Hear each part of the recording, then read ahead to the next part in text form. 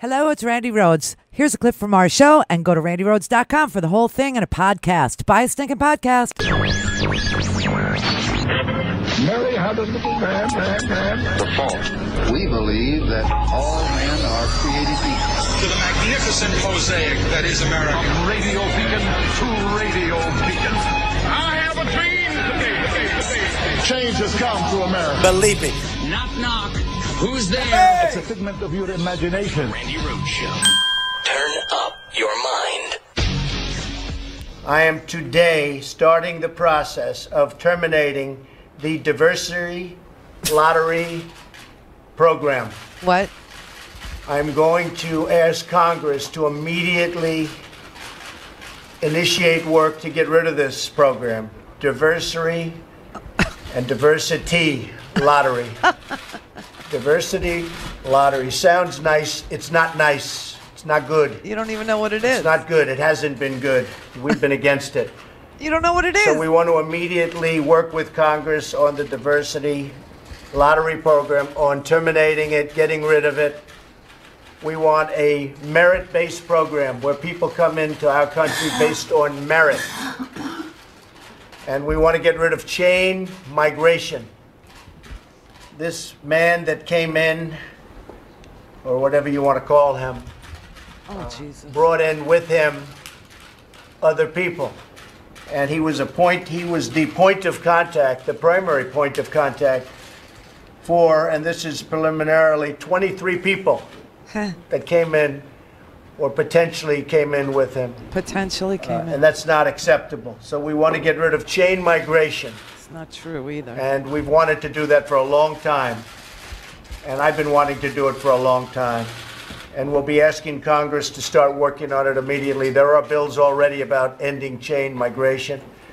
And we have a lot of good bills in there. We're being stopped by Democrats because they're obstructionists. What? And honestly, they don't want to do what's right for our country. Okay, bite me. Seriously, dude, this is unbelievable. So yesterday, as you know, a man from Uzbekistan who came in to the United States legally in 2010 when he was about 22 years old. He's 29 now. He is in police custody. He was shot in the stomach.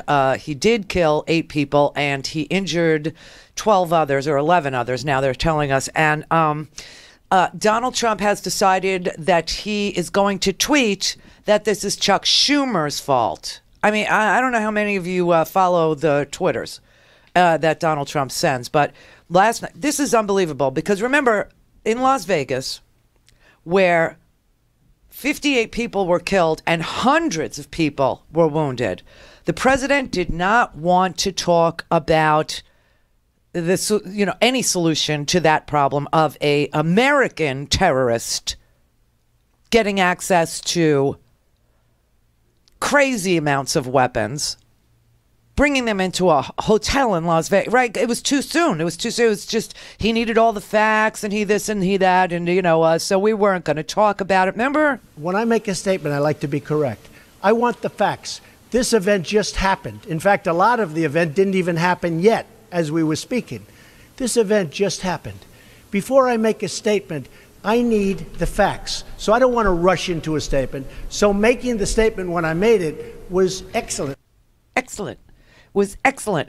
Then they asked Mitch McConnell in the Senate, you're going to take up gun control or are you going to do anything on the bump stocks, right? It's too soon. I think it's particularly inappropriate to politicize an event like this. It just happened within the last day and a half. It's entirely premature to be discussing about legislative solutions, if any. Yes, and you would know about premature, wouldn't you? Or your wife would, because there she is standing there next to the president. That's her right there, the president. I want the facts. That's Mitch McConnell's wife. This event just happened. In fact, a lot of the event didn't even happen yet. Didn't even happen yet, which is what you tell her, right? I think it's particularly inappropriate to politicize an event like this. It just happened within the last day and a half. It's entirely premature to be discussing about legislative solutions, if any. As I said, we're in the middle. We're in the middle of the investigation. We'll see what that reveals, and at the end of that, there'd be an appropriate time to discuss it. What did the investigation reveal, Mitch? And are you ready now to talk about bump stocks? Are you ready now? Are you ready? You're done with your premature, the event is still ongoing, from what I understand. Oh, this is unbelievable. And then Sarah Huckabee Sanders was asked about whether or not it was too soon. Has this particular massacre made the president think anything more about pursuing tighter gun laws, such as background checks, to prevent massacres like this from happening again? Look, this is an unspeakable tragedy. Today is a day for consoling the survivors and mourning those we lost. Our thoughts and prayers are certainly with all of those individuals. Thoughts and prayers, everybody. There's a time and place for a political debate, but now is the time to unite as a country.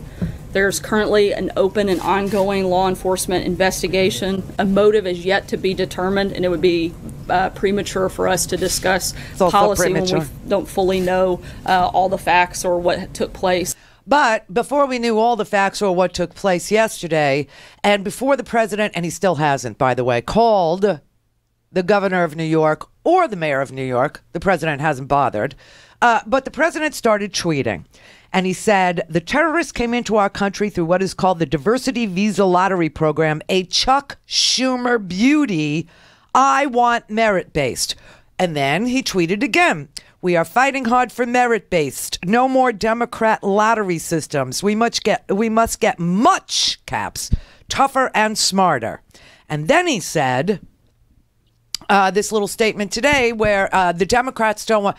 Can I just in 30 seconds explain to you what the lottery system is, when it passed, and what happened to it? Okay, 1990. There was when H.W. Bush was president in 1990. That is when the diversity visa lottery program was passed by a bipartisan effort in the House, a bipartisan effort in the Senate, and signed by a Republican president. Fast forward to 2013. In 2013, the Democrats were trying to do. Oh, and by the way, in 1990, Chuck Schumer was a House member. Just to put it in context. All right. Then in 2013, Democrats were trying to work on comprehensive immigration reform. And one of the things that Chuck Schumer was advocating for, and so was the Gang of Eight, of which Jeff Flake, the Republican, who just, said, I can't, I have to leave. I can't fight him anymore. It's too much for me. I'm overloaded with lies. Jeff Flake was also on the Gang of Eight, and Jeff Flake tweeted this morning as well that this is true, that Chuck Schumer and the Gang of Eight tried to repeal and the diversity visa lottery program. They voted on it in the Gang of Eight in their committee. They put it on the floor, passed the Senate, and then it went to the House where it died. They never would vote on comprehensive immigration reform because the Republicans are obstructionists. Absolutely correct, sir. Thank you. So the president is pulling stuff out of his ass again and making stuff up again just because he wants to make political hay again off of Muslims. Chuck Schumer went on the floor and he said, yes, I saw the president's tweets. Now, Mr. President, I've seen the tweets from President Trump. After September 11th, the first thing that President Bush did was invite Senator Clinton and me to the White House, where he pledged to do what was ever in his power to help our city. President Bush, in a moment of national tragedy, understood the meaning of his high office and sought to bring our country together. President Trump, where is your leadership? The contrast between President Bush's actions after 9/11 and President Trump's actions this morning could not be starker. Again, Mr. President, President Trump, where is your leadership? Good question. Now, check this out. So the president sits there today and he can't pronounce the diversity visa lottery. Can't pronounce diversity. It's not in his vocabulary, the word diversity. Okay. I accept that he doesn't know what diversity is, nor does he respect it, nor does he applaud it, okay, but now you know the history of this lottery thing. It was passed by, a Republican, a bipartisan, let's just call it bipartisan effort in the House and in the Senate in 1990, and it was signed into law by H.W. Bush. All right, in 2013, Chuck Schumer, the Gang of Eight, they tried to do comprehensive immigration reform, as you may recall, and it failed to even get a vote in the House. The Republican House would not take up comprehensive immigration reform, and part of it was to get rid of this diversity visa lottery program, okay? So now the president is sitting there and he's lying. He's lying to make political hay is what he's doing. All right, we get that. Now, Sarah Sanders, today in her press briefing, was asked, why is he making this political? Just to get her on the record, because everybody knows who follows politics, that a Republican president signed this lottery thing into law in 1990, and that the Democrats were trying to get it taken out into 2013, but the obstructionists in the House who would not let Obama do jack crap, including appoint a Supreme Court justice, stood in his way and wouldn't even take it to the floor for a vote. Okay, that was like, that was Boner, right? In fact, days after the horrific shooting in Las Vegas, the president repeatedly said, now is not the time to talk about policy. Now is not the time to talk about politics.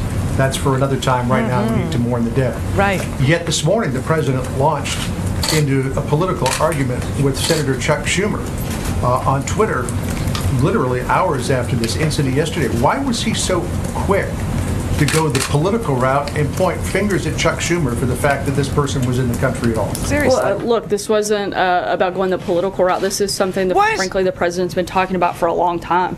This isn't a new policy. This isn't a new position. This isn't a new conversation. The president has been talking about extreme vetting and the need for that for the purpose of protecting the citizens of this country since he was a candidate, long before he was ever president. This isn't a new argument. This isn't a new position, and this wasn't new for the president to speak about it. All right, then. So the president has been president for 10 months, Sarah. Where is the legislation? He's got a Republican House, a Republican Senate. They would take it up, right? They would take it up. They would do anything for him, right? Right? No. The president doesn't even know what the diversity visa lottery program is, and that's why he couldn't pronounce it this morning. I am today starting the process of terminating the diversity lottery program. I'm going to ask Congress to immediately initiate work to get rid of this program. Diversity and diversity. He doesn't even know what it is, okay? And that's why he's not done anything. All this man has done was issue a Muslim ban that did not cover this country, Uzbekistan, who, remember Herman Cain, when he was asked about the problems in Uzbekistan, he called it Uzbeki-Becky-Stan-Stan. Okay, this is the Republican, foreign policy team here. Uzbeki-Becky-Stan-Stan. All the president has come up with is a Muslim ban that has been rejected by every single court that has looked at it. He has never asked Congress to end or begin or do comprehensive immigration. He hasn't asked them for jack crap, okay? He asked them to repeal Obamacare. They failed to do that. Now he's asking them for tax cuts. And they had to postpone the announcement on the tax cuts because they're still arguing amongst themselves. We were supposed to have the tax plan today. We will not have the tax plan today. And it's not because of the terror. It's because they can't agree. So who is he kidding with this? And he blames Chuck Schumer, who was a House member in 1990, for what H.W. signed?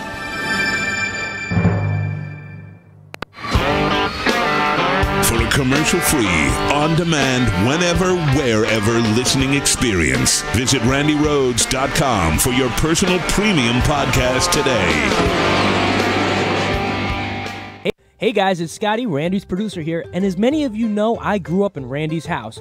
You know, eating her food, watching her TV, and like most kids, ignorantly not following her advice. And one of her biggest pieces of advice was, never take a job in radio, because the big companies that run radio, they suck. Well, I didn't listen and ended up working in radio, and as always, Randi was right, they sucked. But I'm here now, and I can tell you that it takes a lot of chutzpah to break away from the big companies and start your own show. But you know what else it takes? Your support. We are independent media, so the only financial backers we have are you, the best listeners in the world. And we can't do it without you. So please go to randyrhodes.com and support the show, buy a stinking podcast, donate some money, and keep us going. Hey, I need to tell you something about Herky Jerky, because over the past year, you've been asking me to ask Jason from Herky Jerky if they will ever produce a turkey jerky. Well, I'm proud to tell you that he says absolutely yes. And not only does he have it now, it's absolutely spectacular. Let me start with the taste. It is extremely soft and slightly sweet, and it's bite-sized pieces that taste just like the homemade oven-roasted turkey that you have on Thanksgiving. It's made from turkeys raised without added hormones and just the right amount of salt, natural smoke flavoring, and spices that will make your taste buds go wild.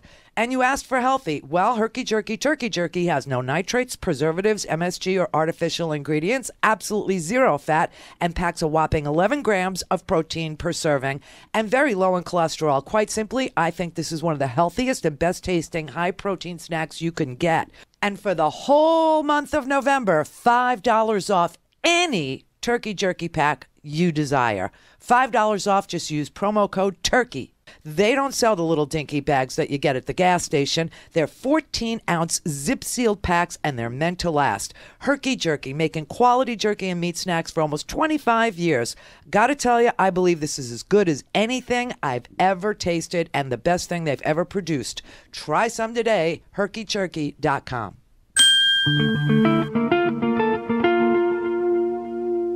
This is Sam from Indivisible. Be part of the resistance. Listen to the Indivisible podcast when you want, on demand at progressivevoices.com or on the PV app. Download the PV app now in the app and Android stores. Take action and hold Congress accountable. This is Ezra Levin on the Progressive Voices Network, asking you to join the millions who decided to become part of the movement to resist Trump's agenda. Check out indivisibleguide.com to start resisting on your home turf. Keep listening for more ways you can get involved. Be part of the resistance. Make sure you listen to this week's new Indivisible podcast, available on demand at progressivevoices.com or on the PV app. This is the voice of the resistance. You're listening to the Progressive Voices Network. All things Randy at randyrhodes.com. Go for launch. Speaking truth to power, the Randi Rhodes Show. We need quick justice, and we need strong justice.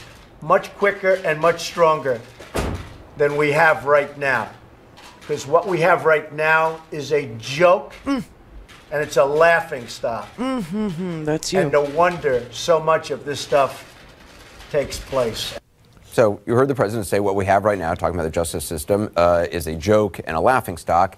Keep that in mind as we play a clip of White House Press Secretary Sir Sanders denying the president said what you just heard him say. Why did the president call the U.S. justice system a joke and a laughing stock during his comments in the debate? That's not what he said. That's not what he said. That the system of justice in this country is a joke. He said the process has people calling us a joke and calling us a laughing stock. Look, I think, as I told Margaret, he's simply pointing out his frustration of how long that this process takes, how costly this process is, and particularly for someone to be a known terrorist, that process shouldn't move faster. That's the point he's making. That's the frustration he has. Really? Is that what he said? Because I don't think that's what he said. I think this is what he said. We need quick justice, and we need strong justice. Much quicker and much stronger than we have right now. Because what we have right now is a joke, and it's a laughing stock. And no wonder so much of this stuff takes place. So you heard the president say what we have right now, talking about the justice system, is a joke and a laughing stock. Yes. Keep that in mind as we play a clip of White House Press Secretary Sir Sanders denying the president said what you just heard him say. Okay.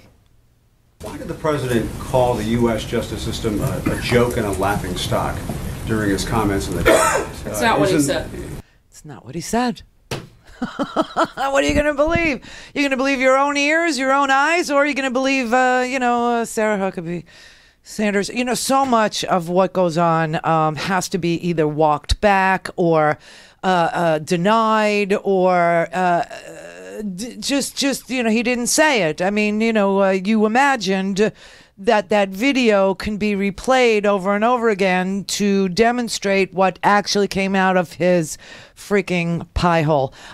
Listen, I don't. There's so much fake stuff out there. It's almost hard to keep up with it. But you need to keep this in mind because, look, today we found out the tax plan, and I could tell you in a nutshell, okay, why you'll be able to do your taxes on one piece of paper, why your taxes will be able to be done on a postcard, essentially, is because they took away every single deduction that the middle class uses in order to get their tax rate to an effective tax rate that is less than the bracket. Okay, corporations, they, the estate. There's a lot to go through here. The brackets, the estate tax, the alternative minimum tax, the corporate tax rate. We will go through it, but not until I show you what freaking liars these people are. Okay, here is. So you saw Sarah Sanders deny that the president said what the president said about our justice system being a laughingstock and a joke, which I told you yesterday, that had to freak out every prosecutor, every, the Attorney General of the United States really needs to say something, but he can't because he's being investigated too because he lied to the Senate.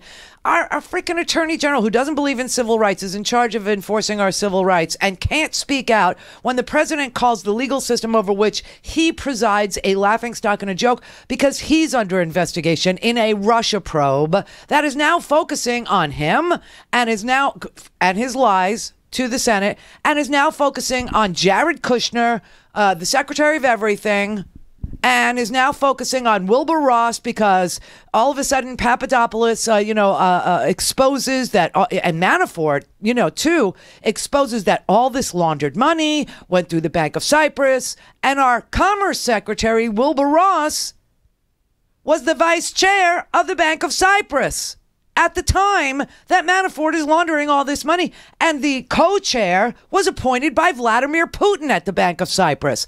And the Bank of Cyprus happens to be the most preferred bank by Russian oligarchs and people looking to get their capital out of Russia to either avoid taxation or because it's illegally gotten gains. And Wilbur Ross knows every freaking thing. Listen, I pulled an old interview of Jake Tapper with Wilbur Ross, but, this leads into something completely else.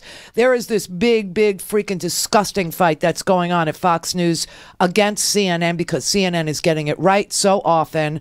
They are ahead of these stories. They are getting good sources. They are, proving themselves to be fact-based. Everything that they are telling you is going to happen does happen, and then when it happens, they comment on it. And it's just mind-blowing because they have these interviews with these cabinet members already banked, okay, because they've already interviewed them. And I'll show you, what is said by, look, I just showed you what Donald Trump says. And then I showed you what Sarah Huckabee Sanders said he said. But he didn't say what she said he said. He said what Acosta, Jim Acosta of CNN said he said. Listen, this is very effed up. It just is. But here's Rick Santorum, okay, replying to, defending the president. Now, just so you know, the president also tweeted out last night after he found out that this terrorist, not only is he cooperating with law enforcement, he seems to be very proud of what he did. I'm sure Stephen Paddock was very proud of what he did because he worked on it for so long and, was able to take out 58 people, and he had the math and the exact trajectories of bullets and, I'm sure he's very proud because he put a lot of time and effort into his mass slaughter. Okay, so this guy in that same category, very proud of what he did. And so Donald Trump tweeted that the justices, that we need to move fast. Death penalty. With death penalty in all caps, like he was announcing some prize in some kind of a fascist sweepstakes, Hey, you get the death penalty. You know what I mean? It was just very sick. And so now the defense attorneys can use what the president said to help their client, but because they can say that the chief executive of the United States, the man who was tasked with executing the laws, has a preferred outcome of the trial that he has told the entire country, including, the whole world, that his preferred result is the death penalty. And so now the defense attorneys can actually argue my client can't get a fair trial when the chief executive officer of the company has a preferred outcome. You know, like, how can he get a fair trial in a justice system that Trump just called a laughingstock and a joke? And the defense, now, I bet you anything that this guy was going to plead guilty because he is so proud of what he did. But now his public defender, which is what he has, can actually try and make a deal and say, my client can't get a fair trial because the president of the United States has said that the justice system is a joke and his preferred outcome is the death penalty. And the defendant, the terrorist, can actually, I don't know. I mean, the weirdest result would be if he was acquitted for reasons of insanity, and the insanity is Donald Trump's. You see what I'm saying here? This man has no idea how the Constitution works, how the judicial system works, how successful the Southern District of New York, which is where this is, has been in prosecuting terrorist cases. They're 17 years, what is it, 2000? God, it's so hard to even say this. They're 17 years of prosecuting terrorists. I mean, it's just, it's an amazing record that they have in prosecuting. And this crazy administration, and Rick Santorum is actually going to try and defend, and then Paul Callum, who is a former criminal prosecutor, is going to tell Rick Santorum, you have no idea what you're talking about. I think there is a problem with our criminal justice system. John McCain pointed it out. Many of us have been pointing it out for a long time. When someone commits an act of terrorism in the United States, particularly I would argue someone who's not a United States citizen, they should not be treated like a normal criminal. They should be treated as an enemy combatant. They shouldn't be read their Miranda rights. They should be interrogated, not under the protection of Miranda. And I think a lot of folks are concerned about that we aren't doing what we need to do to combat the terrorist activity, and that by treating this person as just an ordinary garden variety criminal is just a... Do you think they should be sent to Guantanamo? I'm not... I think that's another issue. I'm not sure that that's necessarily the most effective way to deal with this. But the idea that we treat an enemy combatant, which this person truly is, the same way we would treat someone who commits a murder... Actually, Paul, they don't have to be Mirandized. My understanding, according to the Supreme Court, Jeff Toobin last night was talking that there is an exemption for these kind of there's crimes. an emergency Public doctrine safety. that in the aftermath of something like this, you can interrogate without Miranda warnings to protect public safety. And as to the senator's, point, and the president's point, to say that we'd be better off treating this guy as an enemy combatant, I think there's a misunderstanding as to what that means, because enemy combatants are soldiers in wars, and they get treated under the Geneva Convention as prisoners of war, and then they are repatriated to the country they came from. And Senator, I'd like to see the guy go to jail and not be treated with the dignity that a prisoner of war is supposed to be treated with under the Geneva Convention. Oh, good point. Oh, good point, former prosecutor Paul Callum. Good point, idiot Rick Santorum. I mean, this is unbelievable. An enemy combatant. This is crazy. Like, we picked him off of the battlefield, which would make America a battlefield. We're not a battlefield. He's been charged with terrorism. That is not a simple murder charge. You don't have to Mirandize somebody. There is a public safety exception to it. We did invoke it when this guy was obviously in the hospital, right? I mean, the president has no earthly idea what he's talking about. President, do you want the assailant from New York sent to Gitmo? I would certainly consider that, yes. Are you considering that now, I would certainly consider that. Send him to Gitmo. I would certainly consider that, yes. What a moron! You want information, you want a trial. You want information, you want an actual jury. You want triers of fact to sit there and listen to the facts. Where did he get the information? Was he talking to ISIS? Who were his, But this is just so... And Philip Mudd, CIA, FBI, Philip Mudd, he tells Rick Santorum, just shut up.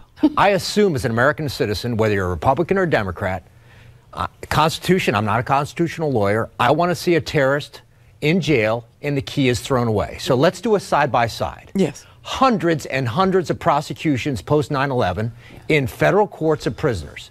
High degree of conviction, speedy trials, cheaper than Guantanamo. And as you heard today, some of the convictions, including the charges against the individual today, that's a life or that's a death. He may face the death penalty. So you have convictions, successful convictions, and terms. So what's our ability to get intel? Excuse me, Mr. Politician. The practitioner would like to speak. Go ahead.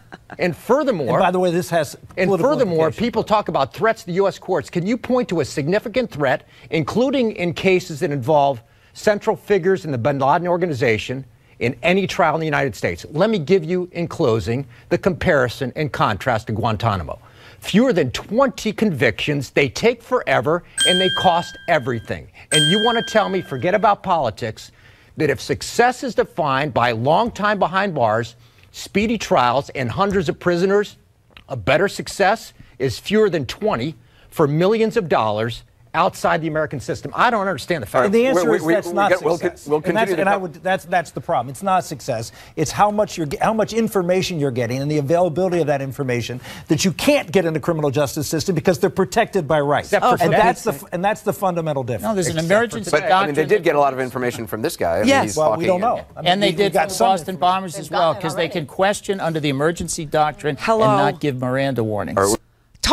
This is just, they're insane, okay? And it sounds to me like Donald Trump wants to say that the United States is a battleground. It's a war zone. Now, we are at war in various places around the world, and Russia did attack us in an act of cyber war. But that is not the war that Donald Trump wants to declare, and neither is it the war that the right wing wants to declare. There is something going on in the alt-right media. There is something really sick going on out there where they're starting to tell their listeners, their crazy, undereducated, stupid, violent listeners, that a civil war is going to be active in this country come Saturday.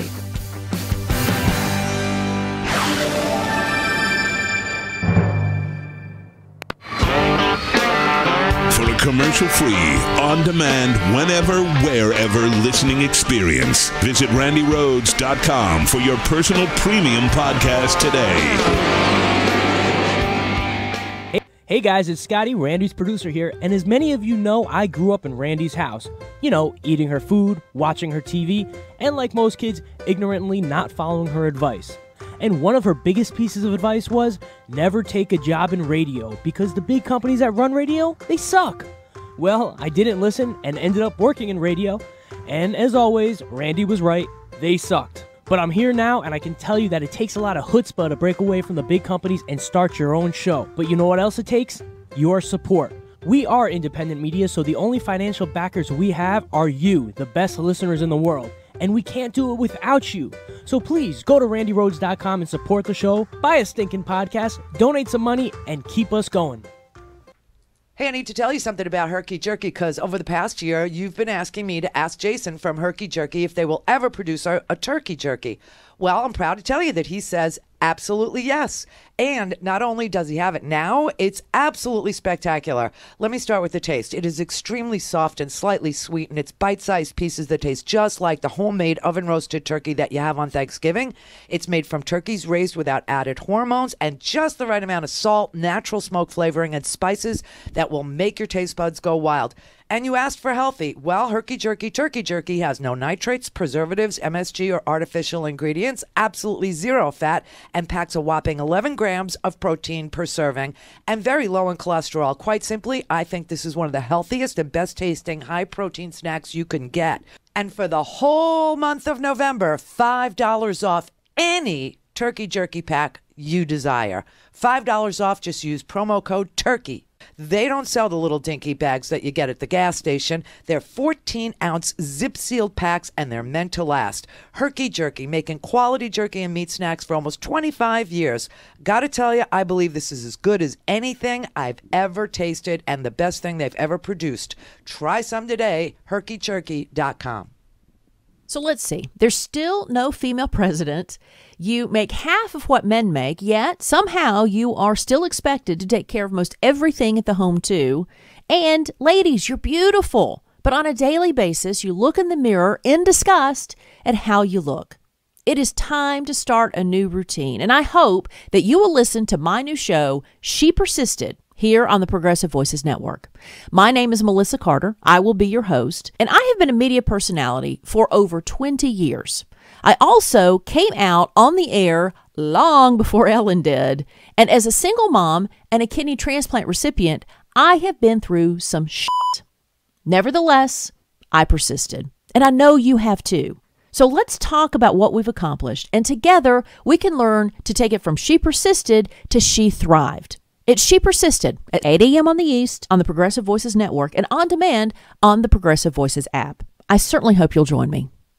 All things Randi at RandiRhodes.com. Go for launch. Speaking truth to power, the Randi Rhodes Show. As an example, I own the Miss Universe. I was in Russia. I was in Moscow recently, and I spoke indirectly and directly with President Putin, who could not have been nicer. What exactly is your relationship with Vladimir Putin? I have no relationship with Putin. I have no relationship with Putin. Do you have a relationship with Vladimir Putin, a conversational relationship, or anything that you feel you have sway or influence over his government? I do have a relationship, and I can tell you that he's very interested in what we're doing here today. He's probably very interested in what you and I are saying today, and I'm sure he's going to be seeing it in some form. But I just want to clear this up, because you did say on 3 different occasions you had a relationship with him. Now you say there is none. Well, I don't know what it means by having a relationship. I mean, he was saying very good things about me, but I don't have a relationship with him. I didn't meet him. I haven't spent time with him. I didn't have dinner with him. I didn't go hiking with him. I don't know. I wouldn't know him from Adam, except I see his picture and I would know what he looks like. I was in Moscow a couple of months ago. I owned the Miss Universe pageant, and they treated me so great. Putin even sent me a present, beautiful present with a beautiful note. I spoke to all of his people. I was in Russia. I was in Moscow recently, and I spoke indirectly and directly with President Putin, who could not have been nicer. I have nothing to do with Russia. Nothing to do. I never met Putin. Nothing to do with Russia whatsoever. So you have no loans from Russian banks or investors? Absolutely not. As far as the Ukraine is concerned, and you could say Syria, as far as Syria, I like if Putin wants to go in, and I got to know him very well because we were both on 60 Minutes. We were stablemates, and we did very well that night. But you know that. But if Putin wants to go and knock the hell... We did 60 Minutes together. By the way, not together, meaning he was probably shot in Moscow. Well, he was in Moscow, you were in New York. But that's the thing. No, just so you understand, he said very nice things about me, but I have no relationship with him. I don't. Yeah, you said for 3 years, 13, 14, and 15, that you did have a relationship with him. No, look, what do you call a relationship? I mean, he treats me with great respect. I have no relationship with Putin. I don't think I've ever met him. I never met him. I don't think I've ever met him. You would know it if you did, wouldn't you? I think so, yeah, I think so. So I don't think I've ever met him. I mean, if he's in the same room or something, but I don't think so. Never spoken to him on the phone? I've been in Moscow. I didn't meet him in Moscow. Where? Never spoken to him on the phone? I have never spoken to him on the phone, no. I've spoken when we had the Miss Universe contest a number of years ago. We had Miss Universe in Moscow, in the Moscow area. He was invited. He wanted to come. He wasn't able to come. That would have been a time when I would have met him. Shut the fuck up, Donnie. I thought he had like the best memory in the whole wide world. I thought he remembered everything all the time. So here he is, 2013, 14, 15. Yes, I have a relationship with Putin. In fact, he's very interested in what's going on here. And, he's probably watching this now. And, he said great things about me. And he gave me a present. And, he's just, we're in a relationship. We're bros. I love him. I don't know who Putin is. I have no idea. I never met Vladimir Putin. I wouldn't know him if, except that I see his pictures. That's all it is. And now Trump doesn't remember much about a meeting that was conducted back in March of 2016. I mean, this guy has the greatest memory ever, right? He went to an Ivy League school. He was a nice student. He has one of the world's greatest memories, he said. One of the world's greatest memories. But he doesn't remember the 2016 Putin meeting. He doesn't remember that George Papadopoulos, in a meeting in March 2016, told Donald Trump that the Russians wanted to sit down with him because they were pro-Trump's candidacy and they had dirt on Hillary Clinton and they wanted to sit down and talk to him. Trump, in that meeting, did not dismiss that idea. He didn't say no to that idea. Okay, so that's one thing. Yesterday, Carter Page told the House Intelligence Committee that not only did Papadopoulos bring up the Russians, but also that Carter Page told Jeff Sessions at a dinner that included the national security advisors to then candidate Donald Trump that he was going to take a trip to Russia, just as George Papadopoulos said somebody from the campaign should, just as what's his name? Sam Clovis, who, by the way, withdrew his name today from yesterday from to be head science advisor to the Department of Agriculture. Turns out he has no background in science and or agriculture. That's another topic. We'll get there today. However, Carter Page told the House Intelligence Committee that he did tell Jeff Sessions that he was going to go to Russia after Sam Clovis praised George Papadopoulos for doing good work to connect Russia with the Trump campaign. And Jeff Sessions said under oath that he didn't remember, any interference or any talks with Russians or anybody in the campaign ever being approached by or speaking to Russians, even though he's copied on all these George Papadopoulos emails. And yesterday, Carter Page says, no, I told Jeff Sessions I was going to go to Russia. We're just learning at this moment here some breaking news. The former Trump campaign advisor Carter Page testifying under oath today to the House Intelligence Committee. And we are learning that Page made a stunning statement. Page told the committee that he directly told now Attorney General Jeff Sessions that he was going to Moscow in July 2016. That, of course, would be during the presidential campaign. Now, this is crucial. He just said it under oath. It comes as Jeff Sessions told Congress that he knew nothing about any Trump campaign official having a contact at any time with Russians. That's a piece of information that's semi-important, don't you think? Even if you're a Republican, if you're not a Republican, it's very important. If you're one of the 30%, who, by the way, 25% of the 30% don't know what's going on in this Russia investigation. There was a poll today that just came out. It's an ABC poll. Most Americans approve of the Trump-Russia probe. Nearly half of America believes that their president did commit a crime. Half of America thinks that Trump did something wrong by colluding with Russia and getting cooperation from and cooperating with Russia. And that's pretty impressive given that 30% of this country don't believe it's possible for Trump to do anything wrong. But of those 30% who think that Trump can never do anything wrong, 25%, according to this poll, have no idea what's going on in this investigation.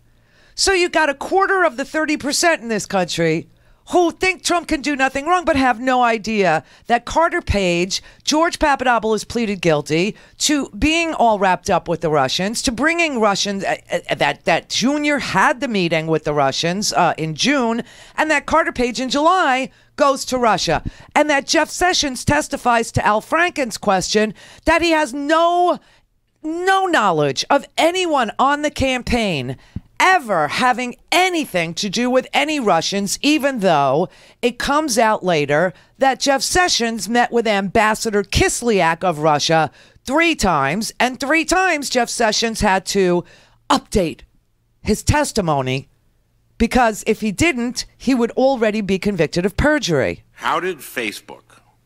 Oh, I'm sorry. Which This is something else. Wait. If there is any evidence that anyone affiliated with the Trump campaign communicated with the Russian government in the course of this campaign, what will you do? Senator Franken, I'm not aware of any of those activities. I have been called a surrogate at a time or two in that campaign, and I not have communications with the Russians, and I'm unable to comment on it. That was the beginning, and then he went back and said this.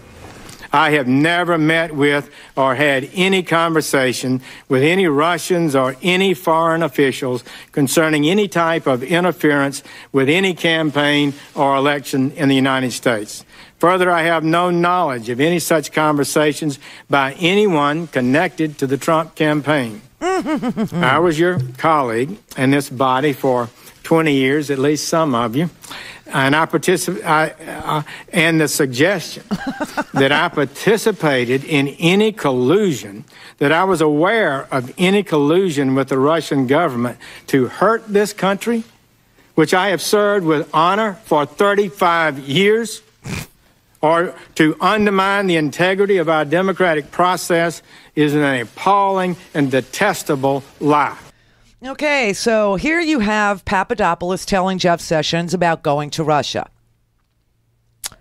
Paul Manafort says, you know, we need to make sure that Donald Trump doesn't take this meeting. We need to make sure a low-level person takes this meeting with Russians in Russia about the campaign. Paul Manafort also briefs the Russians after he becomes campaign manager.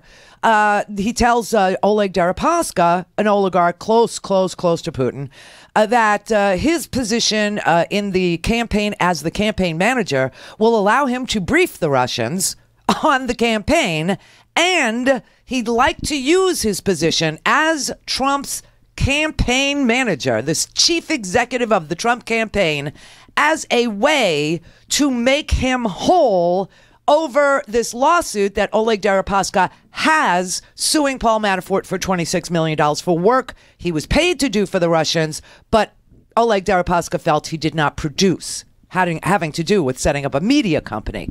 Now, in 2005, Paul Manafort wrote a blueprint for how to influence the American democracy, how to tear it apart, basically. And what he said was, first, you have to control some of the media, you have to control the party, and you have to control, all of politics. You have to, get somebody very high-powered into the office and infiltrate the campaigns. It's exactly what Manafort did. But okay, so now we have Papadopoulos, who tells Sessions about these repeated overtures by the Russians to help Donald Trump.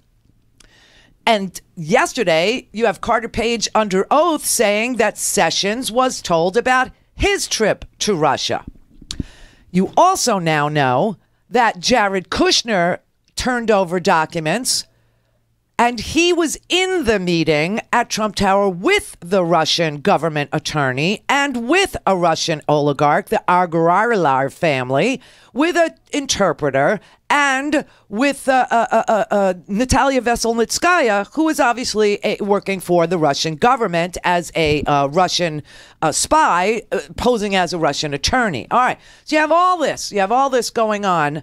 And Jeff Sessions, gives this testimony that he's unaware of all of this stuff, even though you have people testifying that they told him about this stuff. Now, what's interesting about Papadopoulos telling Jeff Sessions this stuff, and what's interesting about Carter Page saying this under oath, is that Papadopoulos had to plead guilty to lying to the FBI, and now is probably, was wearing a wire for many, many months, and probably has them on tape talking about this stuff.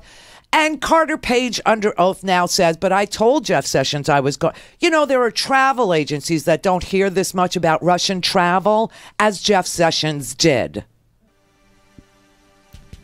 So the Democrats would like Jeff Sessions to come and testify to Congress again. At the very least, to force him to lie under oath again.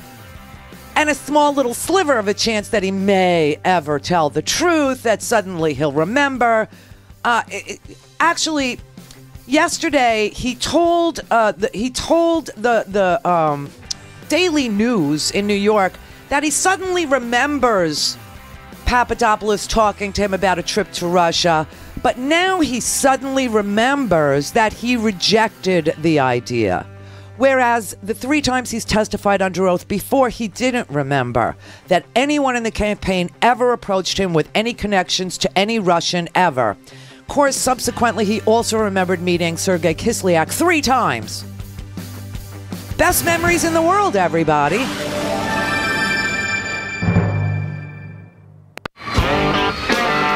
For a commercial-free, on-demand, whenever, wherever listening experience, visit RandiRhodes.com for your personal premium podcast today.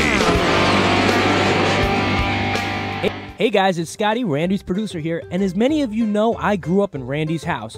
You know, eating her food, watching her TV, and like most kids, ignorantly not following her advice.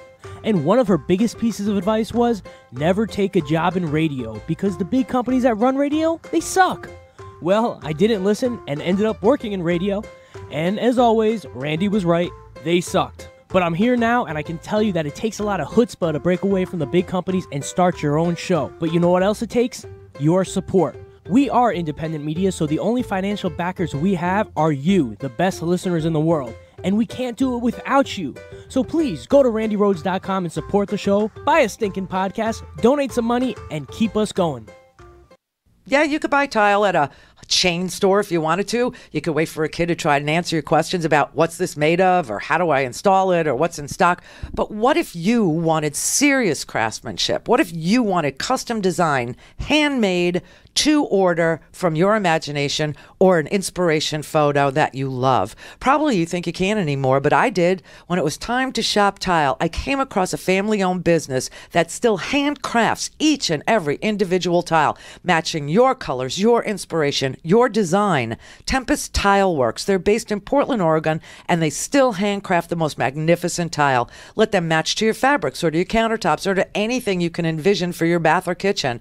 Teeny tiny tiles to oversized, their art or yours. It's all doable, it's all affordable, and it's all individually made just for your project. Visit Tempest Tile Works and look at their amazing gallery of designs and styles, and give up the chain stores. Tempest Tile Works, custom made. TempestTileWorks.com.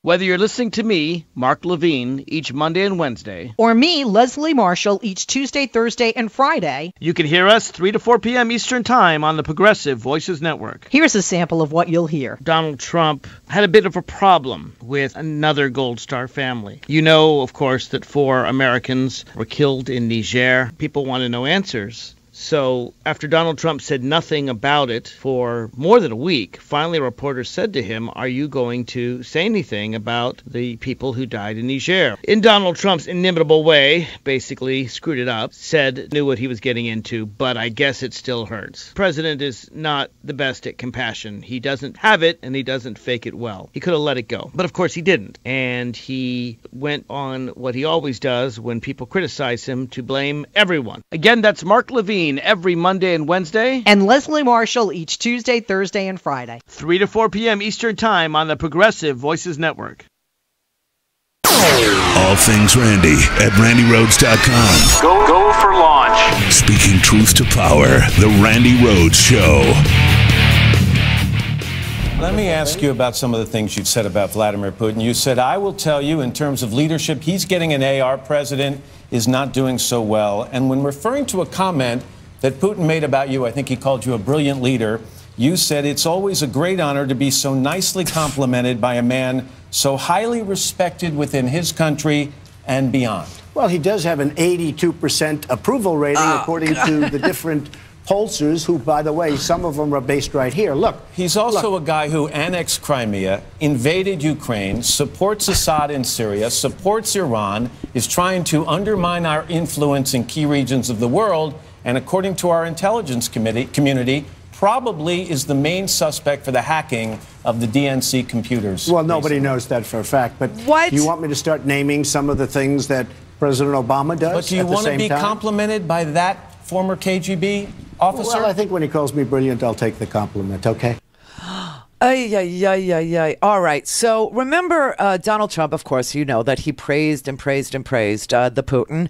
And during the presidential debate, it came up that the Russians had hacked into the Democratic National Committee. We did not know at that time that they had also hacked into 21 states' voter registration rolls. We do now. And as of today, we know that the United States has identified the Russian government hackers who breached the DNC. I don't know if you read the paper today, but federal investigators have identified 5 or 6 individuals that they know worked for Russia's military spy agency. For those of you who are Malcolm Nance fans, you know we call them the GRU. That is Russia's military spy agency. Okay, the GRU, and that they hacked the DNC. The GRU is just one of 2 Russian spy agencies that hacked the Democratic Committee. It's the one that was noted by U.S. intelligence agencies early in this investigation. January, actually, was when that report came out that the 4 main intelligence agencies discovered that it was Russia that hacked into the DNC, and all the other intelligence agencies signed on to that conclusion. But and the report stated, this was the sentence in the report that came out, the GRU, quote, probably began cyber operations aimed at the U.S. election in March of 2016.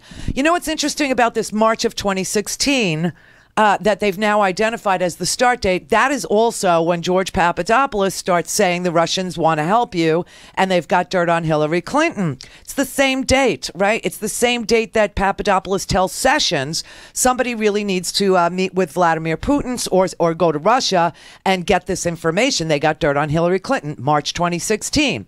It's the same date. Okay.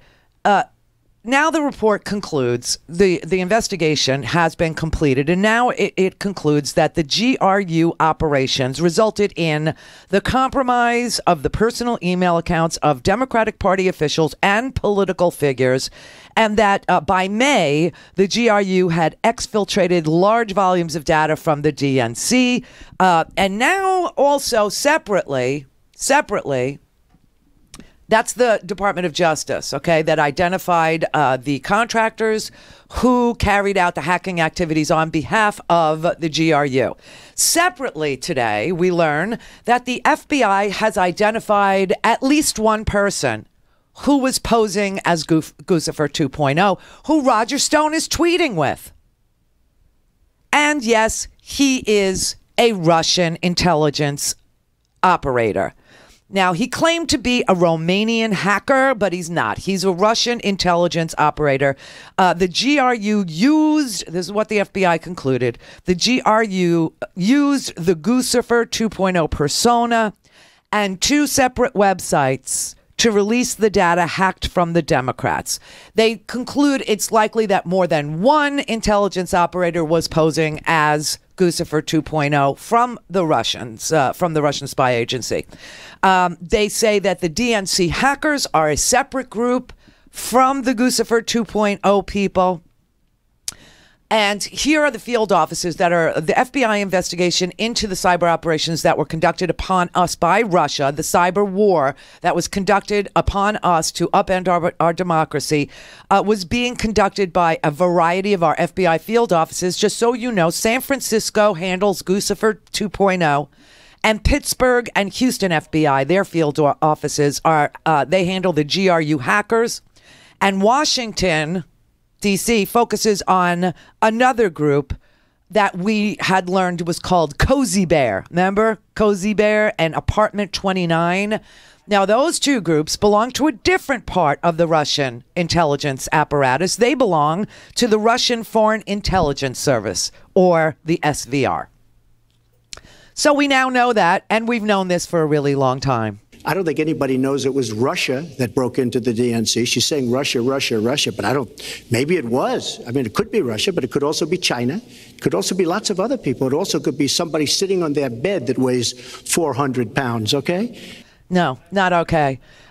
your intelligence agencies told you way back in January, or actually they knew in March, that the DNC had been hacked and that it was Russians that did the hacking. And he's still insisting all this time that it could have been a 400-pound guy sitting. Well, that 400-pound guy is actually a number of Russian operatives. Maybe altogether they weigh 400 pounds. I don't know. But 18 of the hackers were from the SVR, the Russian Foreign Intelligence Service. 18 of them are from the GRU, and one of them was from the FSB, which is the KGB. Isn't it fascinating? And of course, Jeff Sessions, he don't know nothing about nobody. I have never met with or had any conversation with any Russians or any foreign officials concerning any type of interference with any campaign or election in the United States. Further, I have no knowledge of any such conversations by anyone connected to the Trump campaign. Except for George Papadopoulos, Carter Page, who actually went to Russia and told you he was going to Russia, and Roger Stone, who is tweeting with Guccifer 2.0. Other than that, that would be true. He told the absolute truth. Other than those three things. A fourth thing, he met with Ambassador Kislyak 3 times and left that out as well.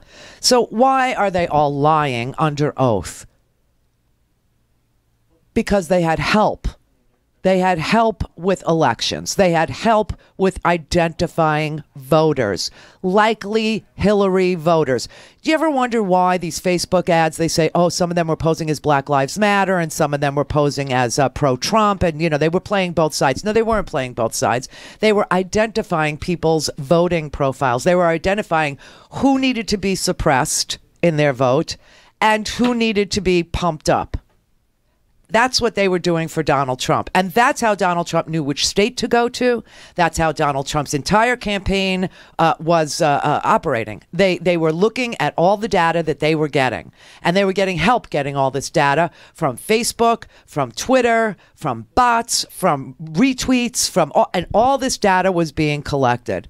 And, now we know that this whole Russia investigation, as half of America believes it's not, twice as many Americans approve of Robert Mueller's investigation than don't. Okay, 58% of America believes that Mueller is doing the right thing by doing this investigation.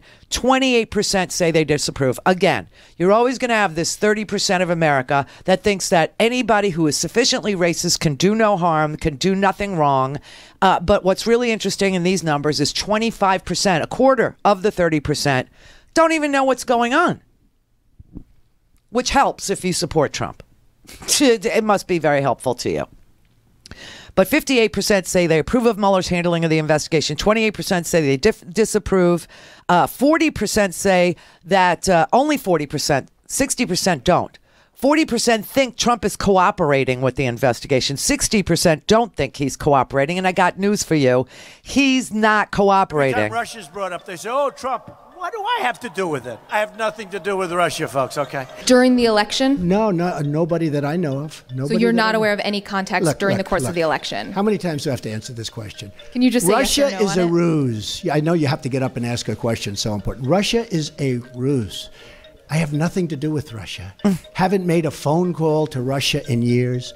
Don't speak to people from Russia. Not that I wouldn't. I just have nobody to speak to. Oh, George does. There is no collusion between me and my campaign and the Russians. But the entire thing has been a witch hunt, and there is no collusion between certainly myself and my campaign.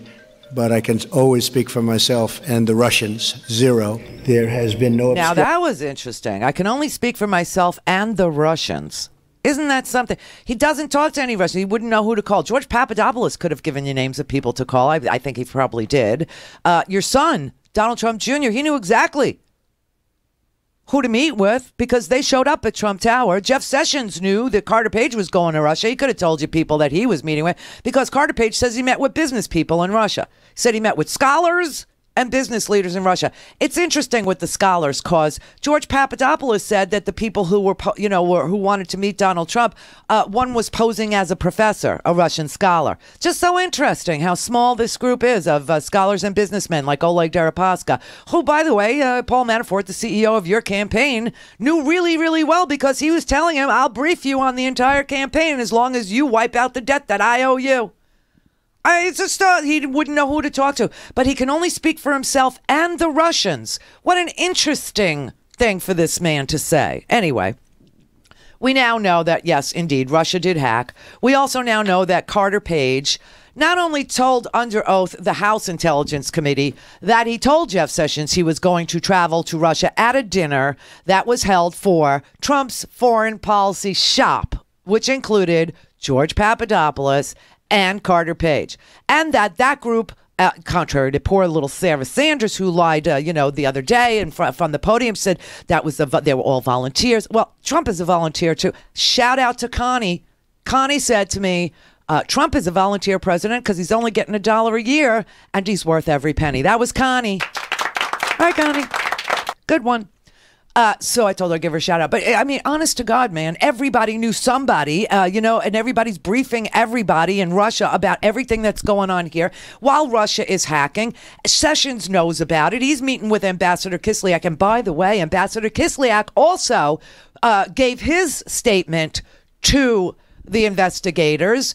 And you know what his statement was? Jeff Sessions said they didn't talk about anything having to do with the campaign or any Russian foreign policy. Yeah, whoops, Kislyak says they talked about sanctions. Papadopoulos said they talked about sanctions. Carter Page said sanctions may have come up. And by the way, Carter Page, I don't even know. This is like a question for a lawyer with a higher pay grade. We should ask, maybe I will over the weekend. I'll ask a couple of the big constitutional guys out there whether or not you can do this. But Carter Page took the Fifth Amendment yesterday, but only on documents. He won't produce his documents. He says his documents might incriminate him. And so he invoked his Fifth Amendment right not to turn over documents, but he began and continued to testify orally for 7 hours. I'm not sure you can split that, baby. I'm not really clear that you can invoke your Fifth Amendment privilege and then continue to testify. I know you can't do that orally. I know that if I went in front of Congress and I was sworn in, and then they began to ask me questions, and I said, Senator, with all due respect, I am invoking my right to take the Fifth Amendment, under counsel of my lawyers, I'm taking the Fifth Amendment. If they asked me, like what day it is after that, I would have to say, Senator, under advice of legal counsel, I'm invoking my Fifth Amendment privilege. If I said today is Friday, you bastard, please support the show. It's the first week of the month, and all the bills got paid, and it came to about $12,500 this month. It's crazy. Crazy, I tell you.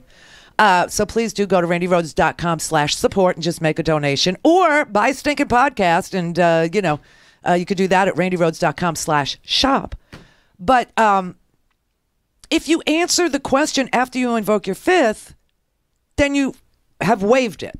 So how is it possible that he could take the Fifth on document productions, which he was subpoenaed?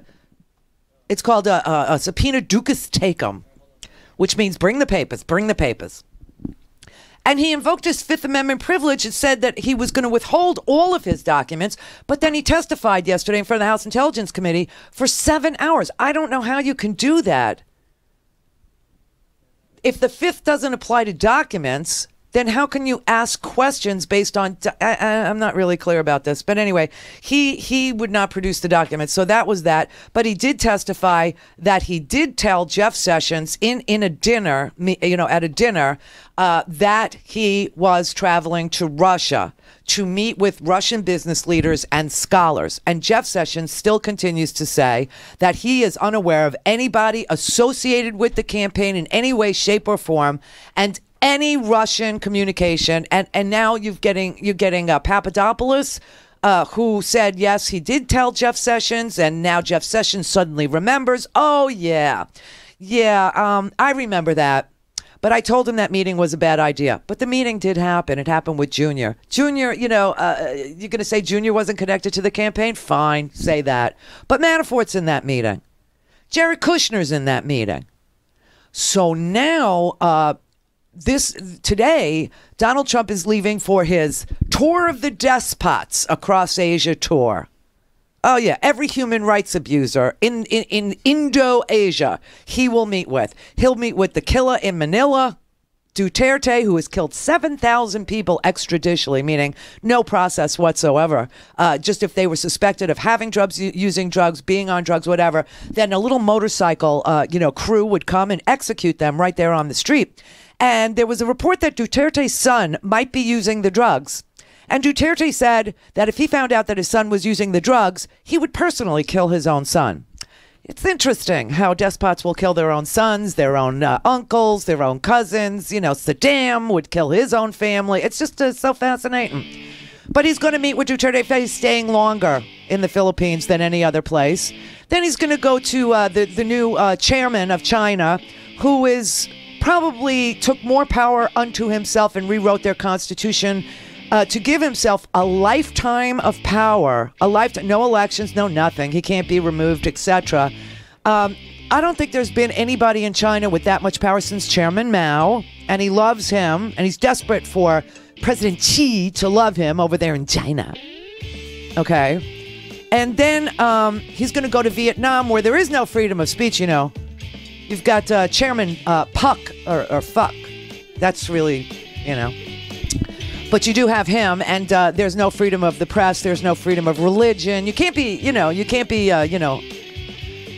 and China, too, there's no freedom of religion. So, he's just going to go kiss, dictator ass and say nothing about human rights abuses. Nothing. Clear for takeoff. The Randi Rhodes Air Force. Air Force. RandiRhodes.com. Hey everybody, it's Brett from the Randi Rhodes Show. It's Friday, and that's payday, which doesn't happen without you. I've got a taste of the good life, and now I've got addictions that need to continue. A man's got to eat, and he can't eat without your support. So help Randi support me. Go to RandiRhodes.com/support, and everybody gets fed. Hey, I need to tell you something about Herky Jerky, because over the past year, you've been asking me to ask Jason from Herky Jerky if they will ever produce a turkey jerky. Well, I'm proud to tell you that he says absolutely yes. And not only does he have it now, it's absolutely spectacular. Let me start with the taste. It is extremely soft and slightly sweet, and it's bite-sized pieces that taste just like the homemade oven-roasted turkey that you have on Thanksgiving. It's made from turkeys raised without added hormones and just the right amount of salt, natural smoke flavoring, and spices that will make your taste buds go wild. And you asked for healthy. Well, Herky Jerky Turkey Jerky has no nitrates, preservatives, MSG, or artificial ingredients, absolutely zero fat, and packs a whopping 11 grams of protein per serving, and very low in cholesterol. Quite simply, I think this is one of the healthiest and best tasting high protein snacks you can get. And for the whole month of November, $5 off any turkey jerky pack you desire. $5 off, just use promo code TURKEY. They don't sell the little dinky bags that you get at the gas station. They're 14-ounce zip-sealed packs, and they're meant to last. Herky Jerky, making quality jerky and meat snacks for almost 25 years. Gotta tell you, I believe this is as good as anything I've ever tasted and the best thing they've ever produced. Try some today, herkyjerky.com. This is the voice of the resistance. You're listening to the Progressive Voices Network. Dear fellow progressive, these are the times that try men's souls. It is not the first time our country has been in peril, and it won't be the last. It is, however, a unique threat from within, one the precise likes of which we have never seen before. It is our modern media mix that has enabled an incurious, unserious, pathological liar and textbook narcissist to accede to the highest office in the land. His is a world of make-believe, one that could only have been concocted by a student of reality TV. At least we know he studied something. The imagined slights, the trumped-up, pun intended, feuds, the insulting nicknames, the Twitter diarrhea, it is all of a piece. entertaining, funny even in another context, but when you're busy blowing up the country's longest-running foreign relationships, devastating the environment, threatening trade wars, and embracing all the wrong actors, it's really hard to find the humor. At Progressive Voices, we take holding the powerful accountable as our most serious mission, and there is nothing more important to us today than making sure the PV audience is informed with unbiased information and that more and more people become part of our audience, and therefore are better informed than they can be by relying solely on the mainstream media, which, in so many ways, has shrunk from its duty as the watchdog of democracy. It is our sincere hope that you will help us in this important mission at this most critical hour. Go to progressivevoices.com and make your donation today. Please give whatever you can. Remember, we are a tax-exempt 501c3, meaning that your donations are fully tax-deductible. Thanks for supporting the Progressive Voices Network. Hi, it's Randi Rhodes. Listen to me on the PV live stream or on demand or both on the PV app. Just go to progressivevoices.com or download the Progressive Voices app. The Randi Rhodes Show is live on RandiRhodes.com and the free Progressive Voices app for Android and iOS. Visit the App Store or ProgressiveVoices.com now. Mary had a little man. The fault. We believe that all men are created equal. To the magnificent mosaic that is America. From radio beacon to radio beacon. I have a dream today. Change has come to America. Believe it. Knock, knock. Who's there? Hey. It's a figment of your imagination. Randi Rhodes Show. Turn up your mind. The deadly church shooting in Texas overshadowing President Trump's Tokyo tour. So sad.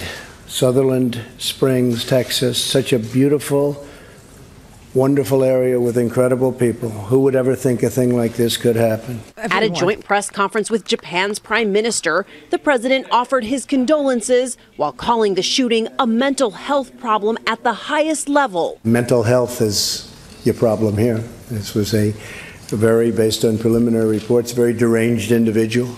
But this isn't a guns situation. I mean, we could go into it, but it's a little bit soon to go into it. Too soon to talk gun control. He said the same thing in the wake of last month's Las Vegas massacre, despite his immediate call for changes in immigration policy in the wake of last week's truck rampage in New York City.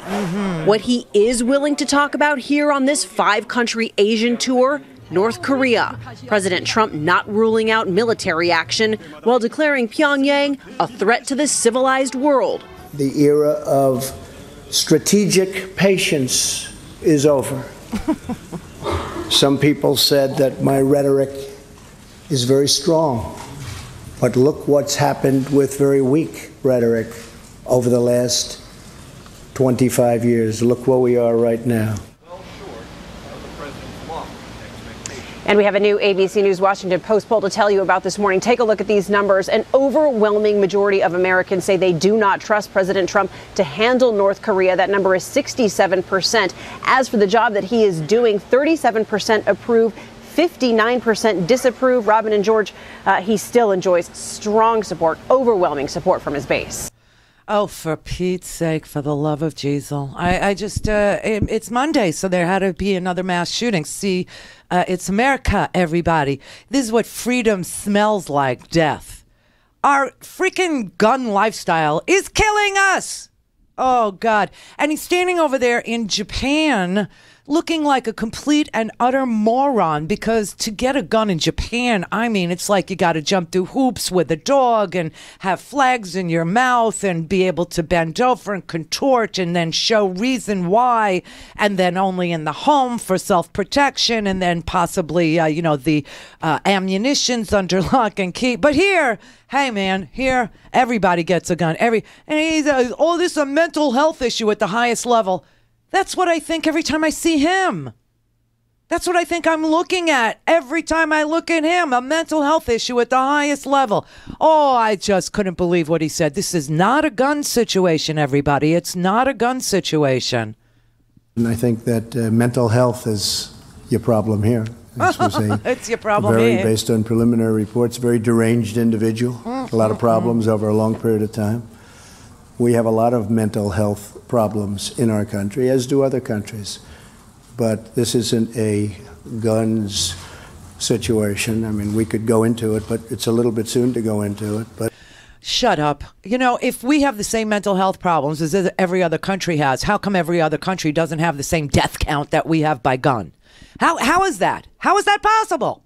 We have the same mental health problems that other people have, but we give guns to... And remember, when he first became president, what he did by executive order, he made it easier for people with mental health issues who couldn't even manage their own affairs, who needed somebody to help them fill out the paperwork because they couldn't do it themselves. They could get a gun. He overturned an Obama executive order that said you couldn't, and he said if you did have a mental health issue and you couldn't manage your own affairs and you needed help with, filling out your disability application, you shouldn't be excluded because that would prejudice the mentally ill. Now he says, you're asking me what we got here. What I'm saying you got here is a mental health situation. Here is what you got here. That's what you got here. Seriously, a gun situation, he called it. We don't have a gun situation. Because shootings have nothing to do with guns. Thoughts and prayers, everybody. That's what we offer. That's what America offers. Thoughts and prayers. Unless, of course, you're black or Muslim, in which case we scrub the Emma Lazarus poem right off the Statue of Liberty. Your huddled masses yearning to breathe free. Gotta go. Gotta get them out of here. Go, go, go. Oh, and by the way, over the weekend, this story got buried because everybody else has to get buried. Tamari. So this story got buried, but we have people in this country who have been here for 20 years. Yes, 20 years under a program known as Temporary Protected Status. They are from Central America. Hi, Costa Rica. Hola. Hola, amigos. Hola, familia. I apologize. Lo siento mucho. Mucho. Para mi presidente es un idiota. Secretary of State Rex Tillerson sent a letter to the acting DHS secretary who was, only acting, badly. No Maggie Gyllenhaal here, Elaine Duke. Yes. Oh, did you watch that, everybody? Did everybody watch The Deuce? Gotta say. Maggie Gyllenhaal, she's genius, man. I've never seen anybody that free in my life. It's insane. That is just unbelievable. But anyway, he wrote to her to tell her that conditions in Central America and Haiti that have been used to justify a protected status here in the United States for people who have been here for 20 years, who have their children born here, who have 275,000 American citizen children between them, the protected status is no longer necessary. And so they can go. And they should ready themselves for deportation. I swear to God, this is unbelievable to me. Their protected status will expire in early January. And they all came here. They were exempted from deportation after major earthquakes like the one in Haiti that killed 200,000 people. Hurricane Mitch, all the way back in 1998. So routinely their protected status has been renewed each and every time, for like a year and a half. Now all of a sudden we're saying, no, you have to go. It's unbelievable. We have to watch this story because they haven't decided what to do yet, but it does look like Flynn. Flynn. Oh, Flynn's in trouble. It does look like Kelly. You get all your, your freaky generals confused.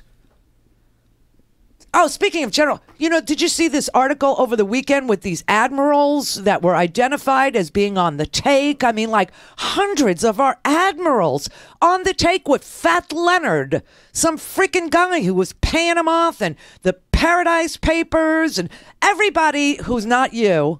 Everybody who's not me apparently has figured out a way to make freaking money off of Russians. I mean, it's unbelievable. It's a sick freaking country. The DNC obviously was dirty. They obviously picked Hillary. Hillary was the DNC. That's the story there. But let's just stick to the shooting for just a brief moment because, it's too soon, everybody. It's just too soon. It's always too soon. October 1st was the Las Vegas shooting. And it was too soon to talk about it, and whoops, there it goes again. It was too soon. And what did I say? you have to do it now because there'll be another one. And here we are.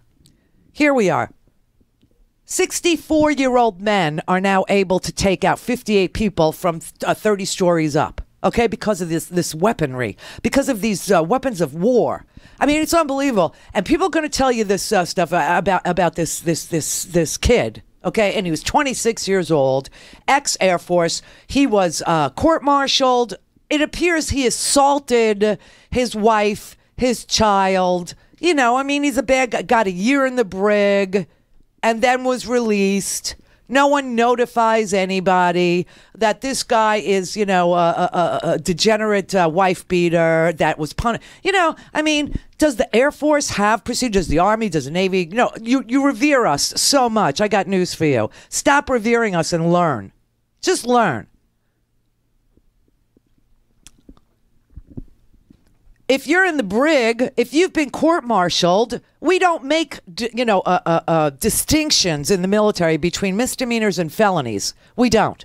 If you're court-martialed, it's a felony. Period. Even if what you did was a misdemeanor in real life, because you give up your civil rights when you join the military. You become GI, government issue, and you live under the UCMJ, the Uniform Code of Military Justice, not the Constitution. Okay, and so if you are court-martialed, it doesn't matter what you did. Once Article 32 is invoked and you're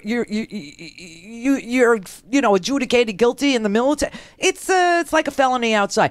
And by the way, the law says somewhere that if you beat your wife, you shouldn't have a gun. You really shouldn't be able to pass background check. And yet, idiot boy here, who had both those things going for him. Oh yeah, he beat his wife, he beat his kid, he was in the brig for a year, court-martialed, busted a couple of ranks. I think he made it to sergeant. Now they threw him out as an airman, an E1, lowest rank there is. And he was able to buy a gun at Academy Sports and Outdoors in San Antonio. Able to buy a gun. Not a gun situation, Trump says. Nope, not a gun situation. Fortunately, somebody else had a gun that was shooting in the opposite direction. Otherwise, it would have been as bad as it was. It would have been much worse. I don't know what he's talking about in this monotone voice of his, but this has absolutely nothing to do with the fact that this guy threw his gun on the ground, got into his truck, and ran and then killed himself. I don't know what's wrong with him, particularly right now. Maybe his meds are low. I don't know. But this is a mental health problem at the highest level. It's a very, very sad event. These are great people, and a very, very sad event. But that's the way I view it. Thank you. That's the way I view it. Thank you. I don't give a rat's ass. We're all out here. You know, everybody, oh, it's the price of freedom. For who? Am I free to move about the country? Can I go to a movie? Can I go to a concert? Can my kid go to elementary school? Can they go to high school in Colorado? Can they go to church? Can they go to church in North Carolina? Can they go to church in Texas? Can we go to a Luby's diner? Where can we go? What can we do? This is the price of freedom. Freedom does not smell like death, okay? It's just, let freedom ring. Should not have the pungent odor of decomposing corpses and a vision of maggots, coming through your eyeballs. I mean, this is just ridiculous. And all we have to offer, thoughts and prayers. Thoughts and prayers. I tweeted that the NRA could actually, because, he said, oh, God is going to protect God this and God that. Yeah, he's like the least religious president that we've seen come down the pike, okay? But God this and God that and thoughts and prayers and thoughts and prayers. And, I tweeted out, the NRA could actually kill God with an Uzi or an AK or an AR. They could actually kill God. And they would still say and do nothing because the Republicans are cowards. The Democrats are disorganized. They can't figure their way out of a paper bag. They rigged their own primaries. But the Republicans are cowards. And I would rather, have a story come out that that the party, you only get two in a presidential election, the Electoral College being what it is and all, you get two people out of 350 million. What a great system we got over here. That's a case of mental illness at the highest level. But honest to God, man, I'd rather have somebody that, said, hey, I'm going to fundraise, but I get all the money, than somebody who looks at me in the face and tells me if the Muslim name is associated with the death, then we must do something about immigration laws and extreme vetting, which we already do. But if it's a white guy, it's just, hey, he had some mental health issues. It's not a gun thing.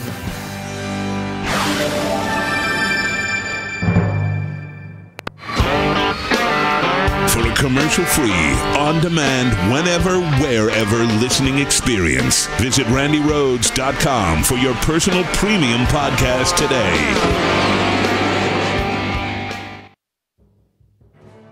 Hey everybody, it's Brett from the Randi Rhodes Show. Independent media is the future, and Randi's leading the way. And it's ironic, the more freedom she gained, the more expensive it got. It's crucial now, more than ever, to keep this show pure and free of corporate influence so Randi can tell the hard truths. The first step to change is an unbiased media, and for that, we need your help. So please, go to RandiRhodes.com/support and subscribe, you bastards.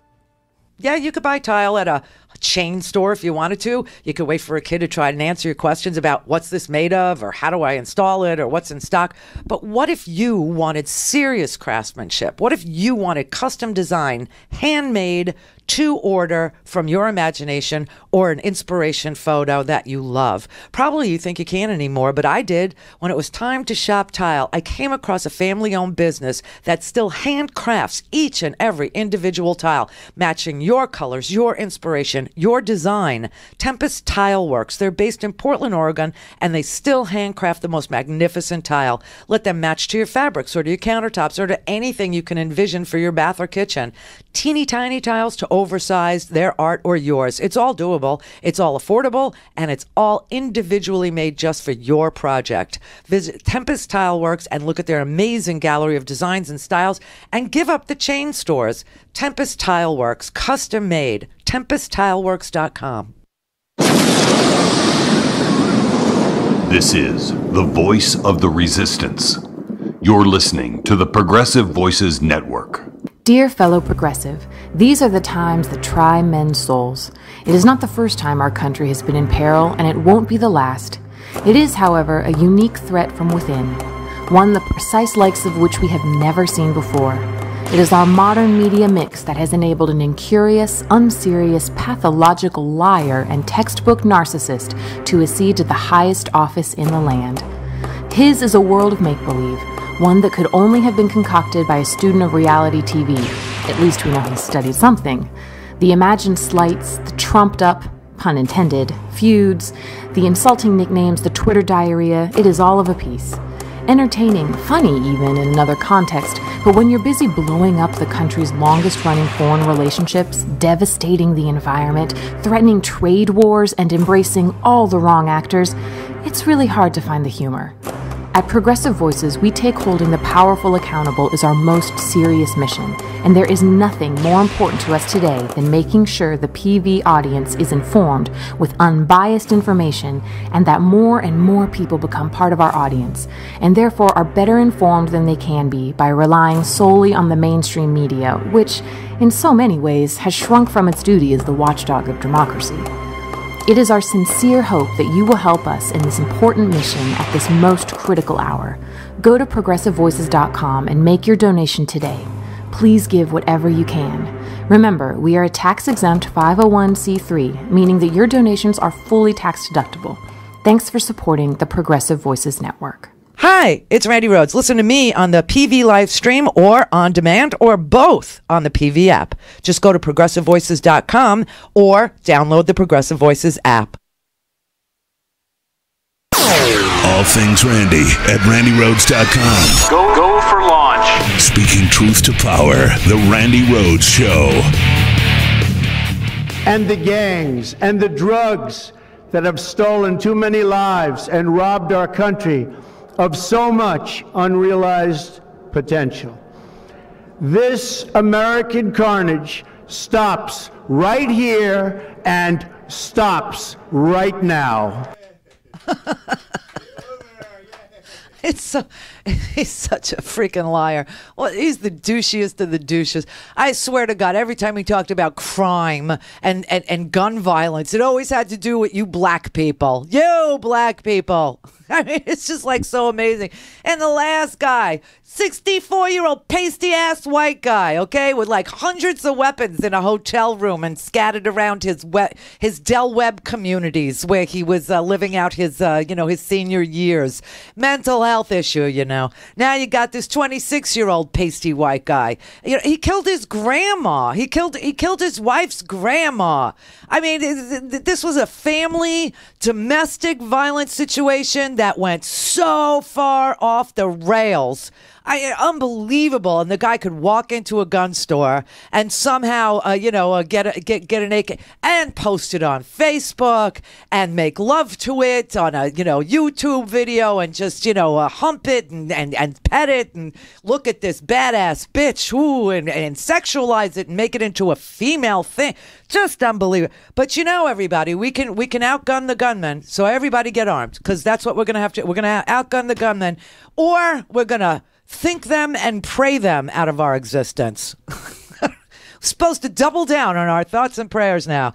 It's like tax cuts for the wealthy. It'll trickle down somehow. It'll just trickle down, Double down, everybody. Everything will be great if we just get enough thoughts, if we just get enough prayers, and if we just get enough tax cuts.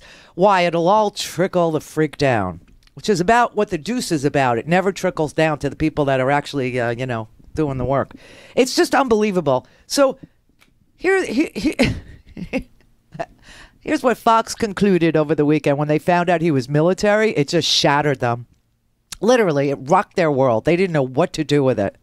This suspect showed off an AR-15 style gun on Facebook recently, and that he possibly has a military background, bringing in Vincent Hill, a former Nashville police officer. Again, Vincent, we have not been able to confirm this ourselves here at Fox News, but based on that information that I just reported from ABC News, what does that say to you? Well, Arthel could say several things. I mean, if he was military, could it have been that he was radicalized somewhere while he was deployed for the U.S. military? Or if you think back to 1995 and a guy named Timothy McVeigh, who was a military veteran who actually killed a bunch of people for whatever reason he did. So there's several things that come into question here, but the main thing that sticks out to me is the fact that this individual was apparently posting pictures of assault rifles on his Facebook. Now, is that illegal? No, not by any means. But again, it goes back to what I said earlier. If you see something, say something. If you hear something, repeat it. And I'm sure he wasn't just posting these pictures there without himself in the picture or without some type of comments on those posts that he made on Facebook. He's a jackass. Seriously, dude, did you go on that Fox News and not even bother to look at this guy or his Facebook page? He was radicalized in the military. That's what happened. He was radicalized. He's a jihadist. They just couldn't accept that. And then he brings up Timothy McVeigh for whatever reason. Timothy McVeigh was one of these, anti-government people. He was one of these, what do you think he attacked a federal building for? Killed babies, too, with fertilizer bombs. And I mean, honest to God, you sickos, you freaks, you people who deny reality. He was radicalized. That was their conclusion on Fox News. And then we had to suffer through Kellyanne Conway this morning. Yeah, the president said this guy was deranged. This is about mental health. It's not about gun control. Liberals, of course, are making it about gun control. You have Chelsea Handler, who says innocent people go to church on Sunday to honor their God, and while doing so get shot and killed. What country? America? Why? Republicans, she says. What's your response? I won't even dignify it. I'm sorry that we even have to show her Twitter comments, because it's so beyond any type of reasonable response that anyone should have. Why people see politics immediately. It's just like I said in Las Vegas over a month ago. You had families literally still looking for their loved ones through the rubble and remains in Las Vegas, running from hospital to hospital. There were people who were injured who then went on to pass away. And yet people are taken to Twitter in the comfort of their very luxurious lives, pointing fingers, and as far as I can tell, never really help in between. the tweet storms. never really help charities, never help people to heal. How do you know never that? Never try to reach across for understanding. You just make this crap So I'm very up. happy at times like this that President Trump is our commander-in-chief and our leader in this nation, because unfortunately every president has to help heal the nations at different times, different tragedies.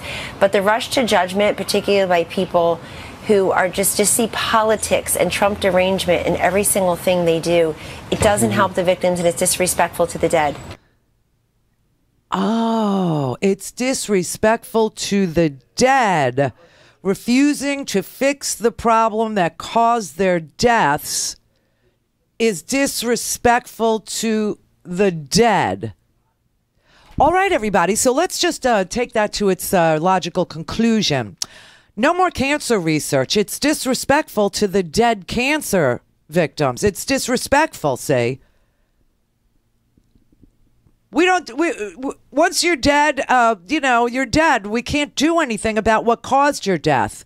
She is and why in the world did they go to Chelsea Handler's Twitter feed? I mean, I love Chelsea Handler. I think she's great.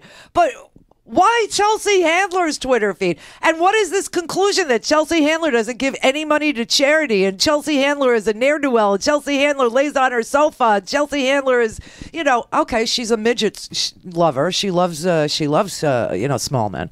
Somebody's got to do it. But honestly, what is with all this made-up crap?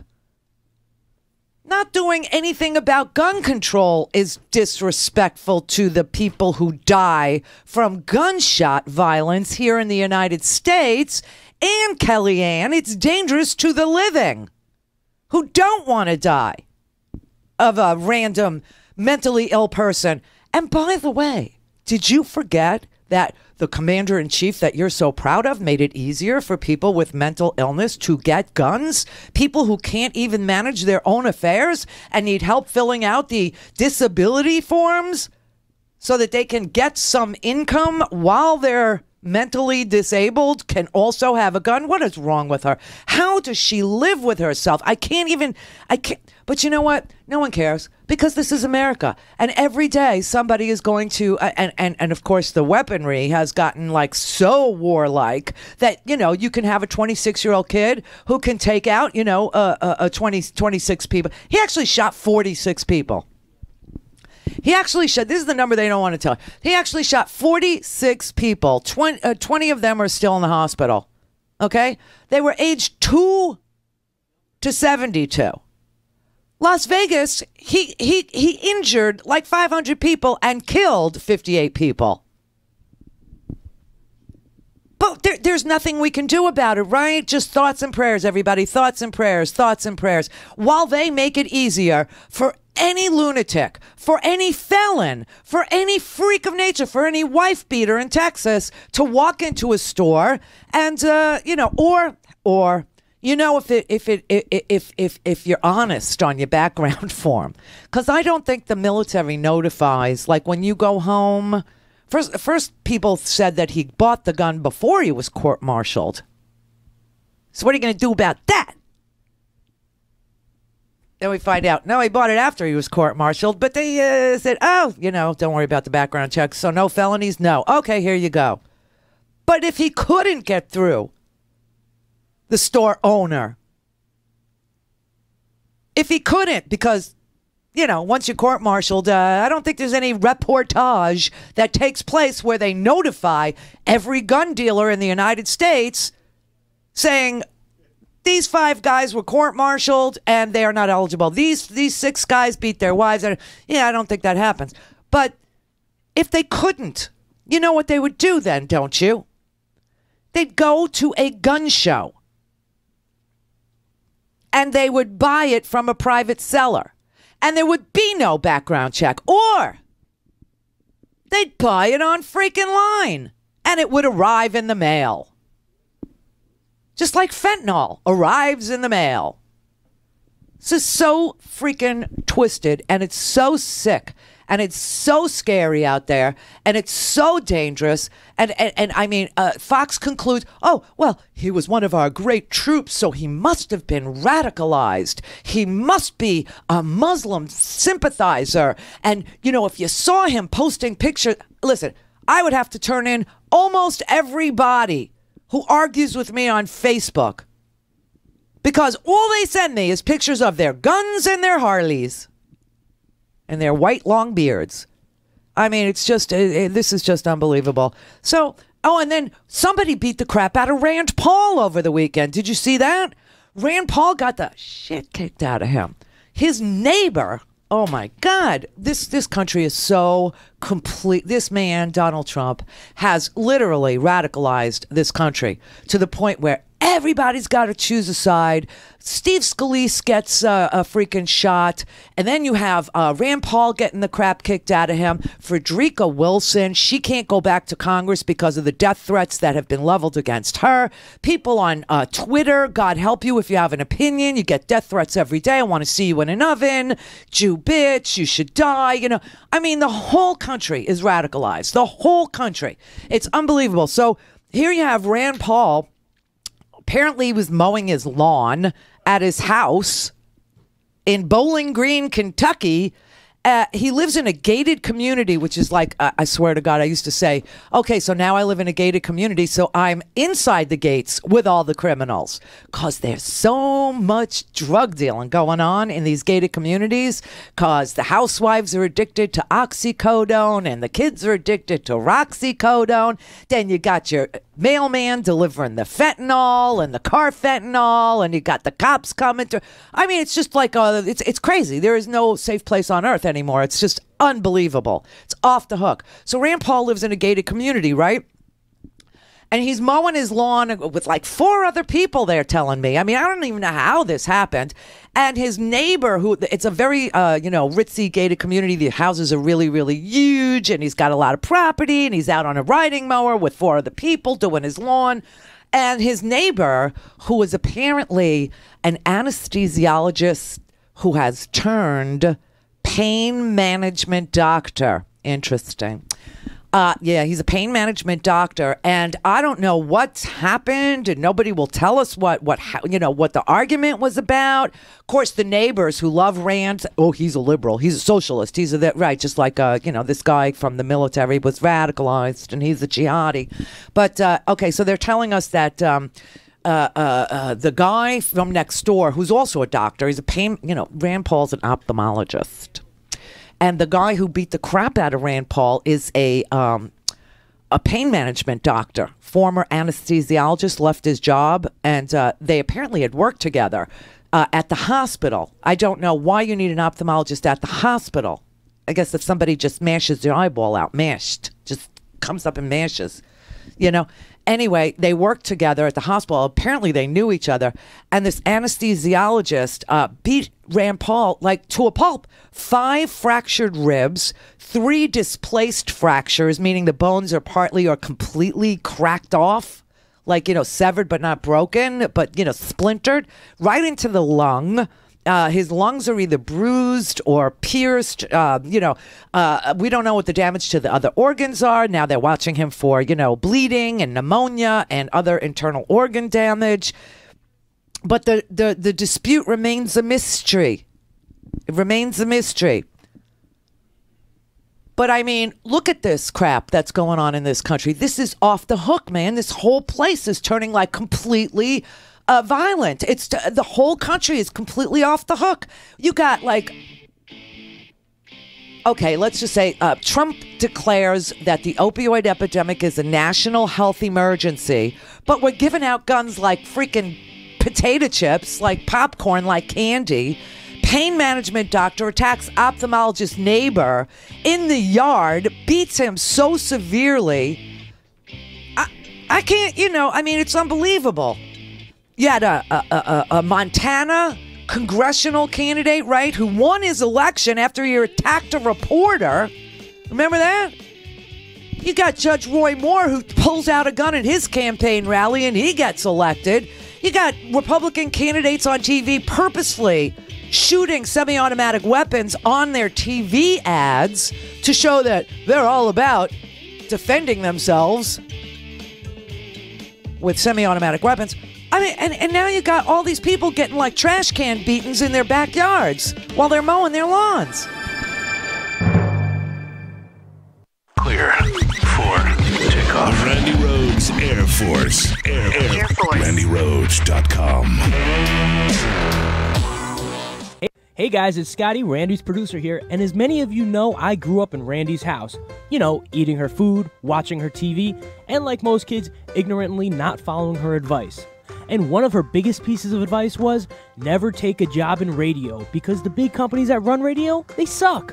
Well, I didn't listen and ended up working in radio, and as always, Randy was right, they sucked. But I'm here now, and I can tell you that it takes a lot of chutzpah to break away from the big companies and start your own show. But you know what else it takes?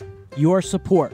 We are independent media, so the only financial backers we have are you, the best listeners in the world.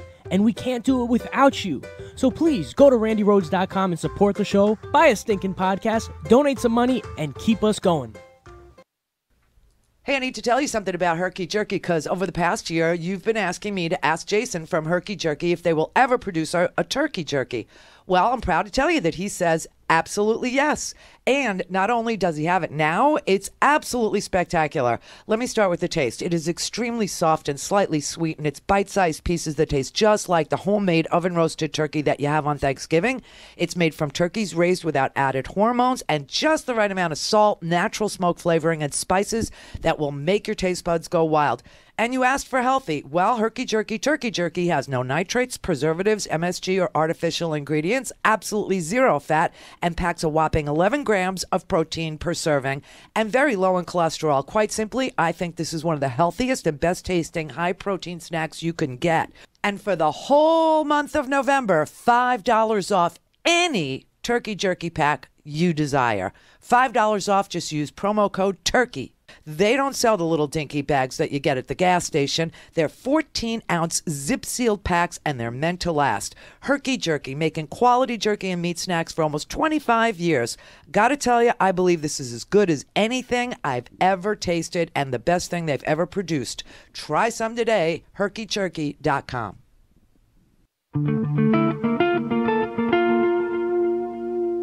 This is Sam from Indivisible. Be part of the resistance. Listen to the Indivisible podcast when you want, on demand at progressivevoices.com or on the PV app.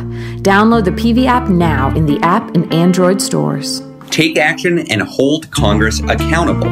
This is Ezra Levin on the Progressive Voices Network, asking you to join the millions who decided to become part of the movement to resist Trump's agenda. Check out indivisibleguide.com to start resisting on your home turf. Keep listening for more ways you can get involved. Be part of the resistance. Make sure you listen to this week's new Indivisible podcast, available on demand at progressivevoices.com or on the PV app. This is the voice of the resistance. You're listening to the Progressive Voices Network. The Randi Rhodes Show is live on RandiRhodes.com and the free Progressive Voices app for Android and iOS. Visit the App Store or ProgressiveVoices.com now.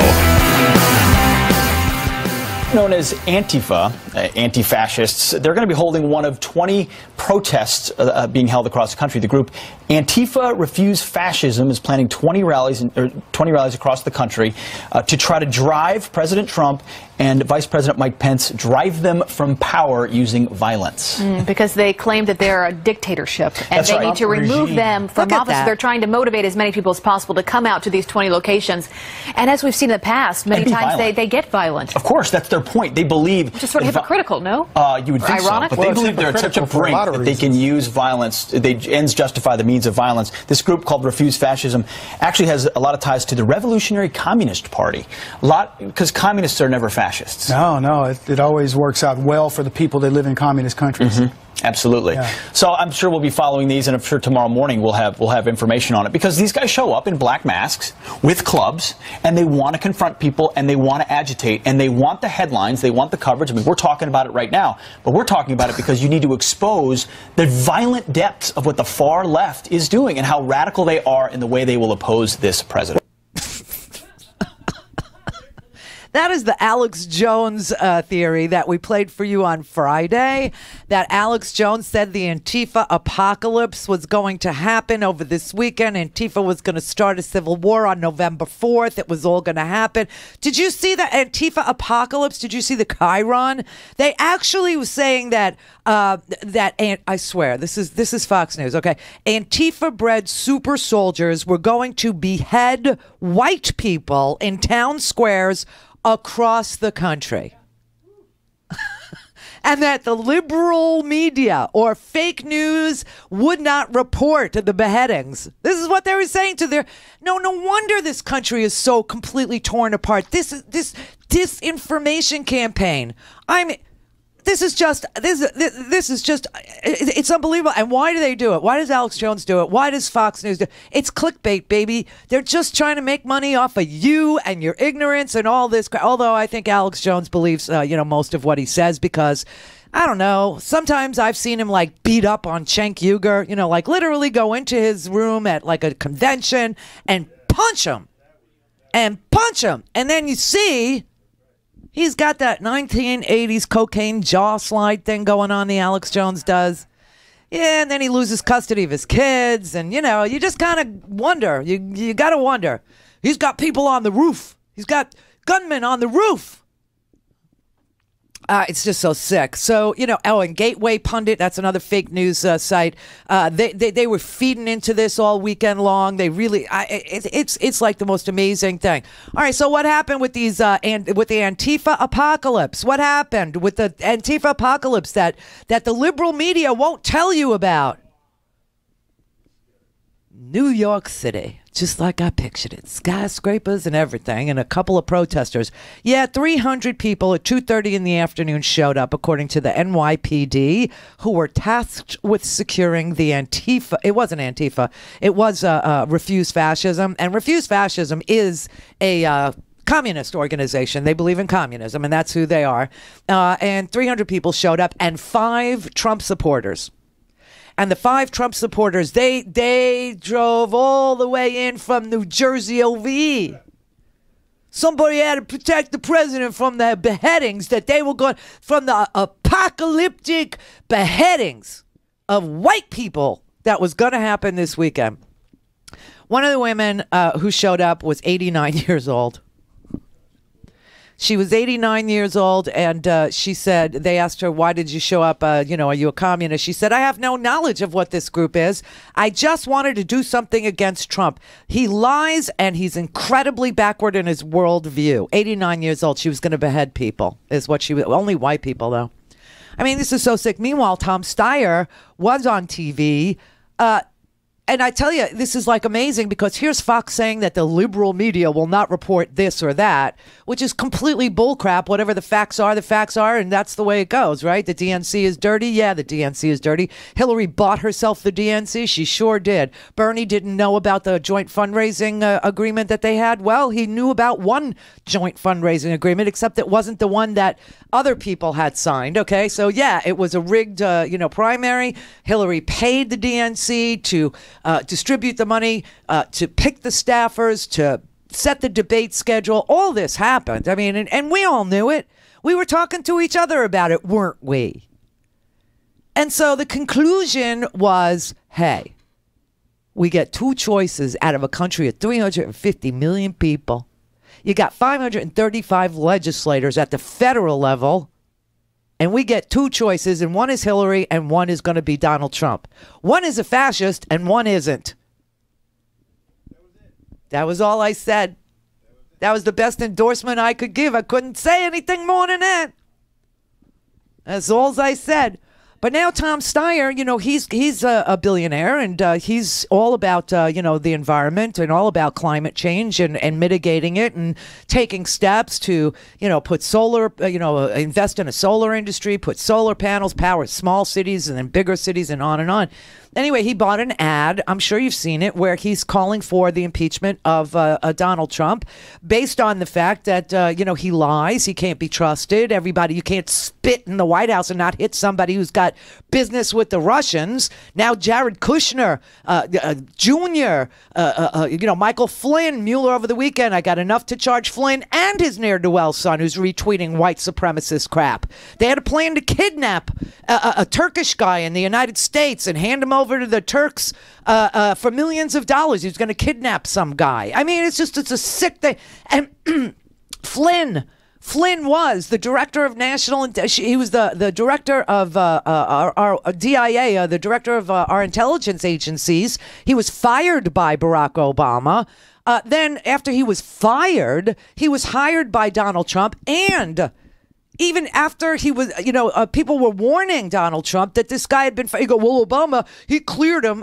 Not that you get your security clearances through the President of the United States. You don't. You get it through the Office of Personnel, Management and Budget and Personnel.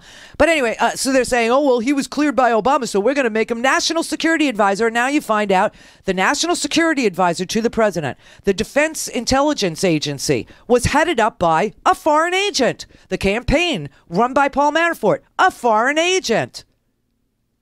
Junior is meeting with foreign agents, all from the same foreign country, the country called Russia. It's just unbelievable. And they want to talk the DNC is dirty. Sure, the DNC is dirty. Absolutely, the DNC is dirty. There's no question that they were given all kinds of stuff in exchange for a fundraising agreement that put Clinton and Debbie Wasserman Schultz and all these people in charge of staffing and the debate schedule and the party voter file. All this happened, all of it, but we knew it. Somehow this is earth-shattering news. Anyway, Tom Steyer says, we won't report this stuff. Meanwhile, Tom Steyer tried to buy ad time on Fox News. Buy it as a normal advertiser, like Humira or Xeljanz or Cialis or Viagra. I'm not mocking. Ask your doctor. Find out if it's right for you. Could cause liver damage. Could cause some rare forms of tuberculosis. Could cause, increased or higher chances of heart failure. Go ahead. Ask your doctor if it's right for you. I'm not saying you shouldn't.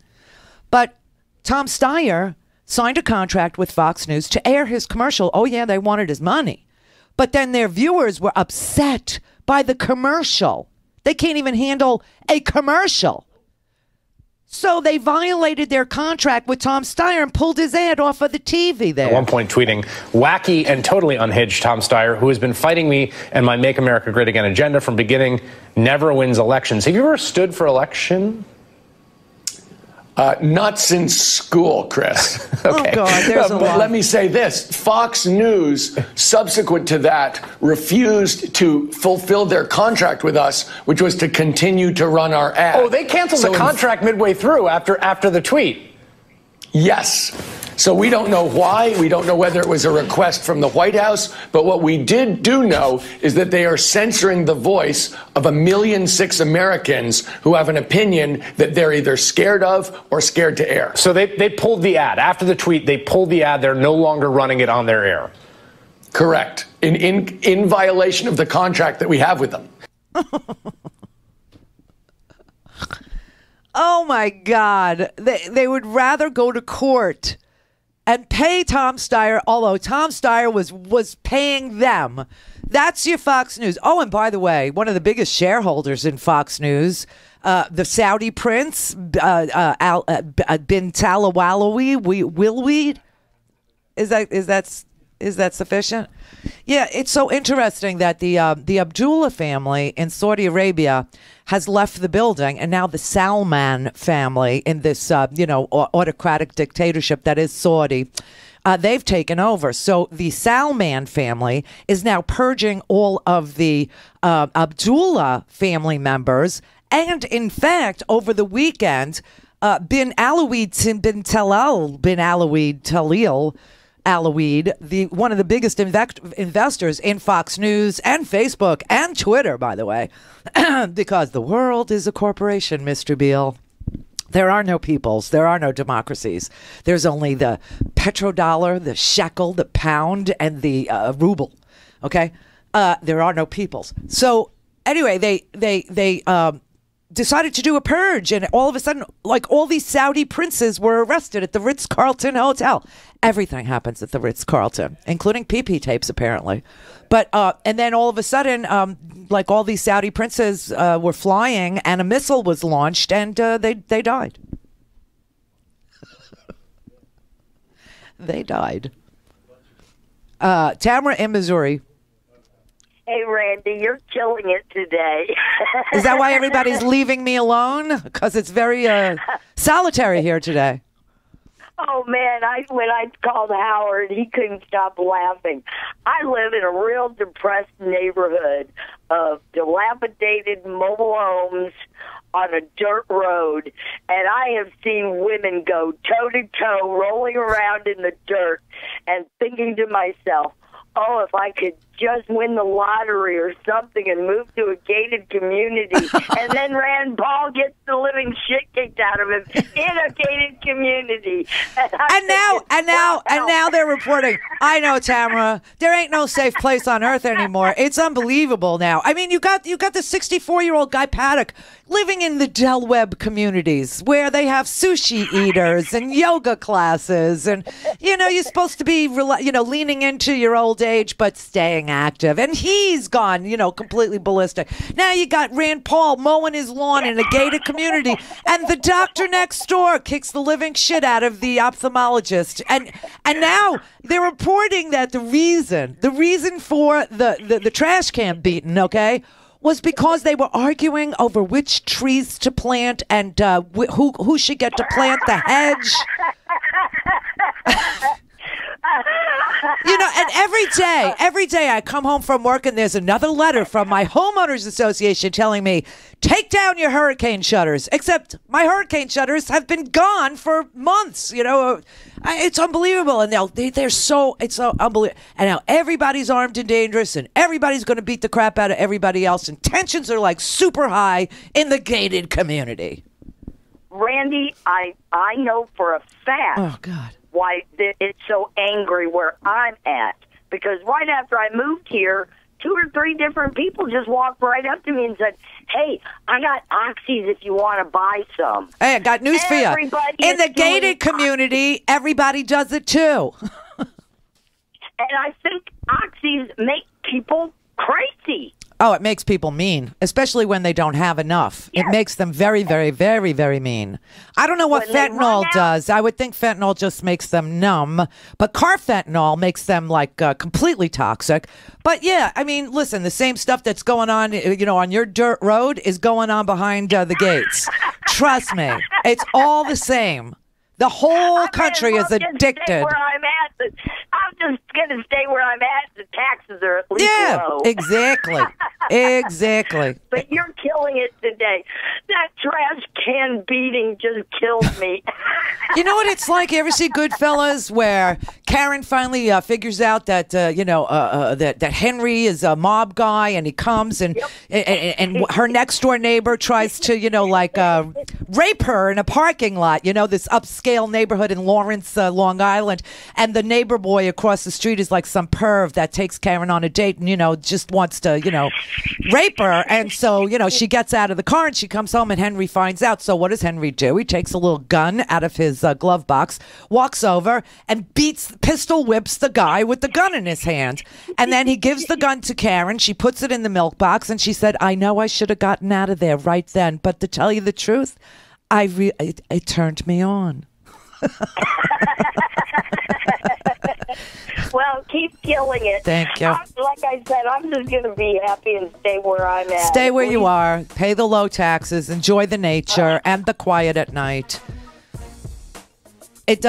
No matter where you go, there it is. I mean, the whole country is, drug addicted and sending thoughts and prayers because it's always too soon to talk about the gun violence. It's just, if you're Arab or if you're from Uzbekistan, well, then we have to change all the laws.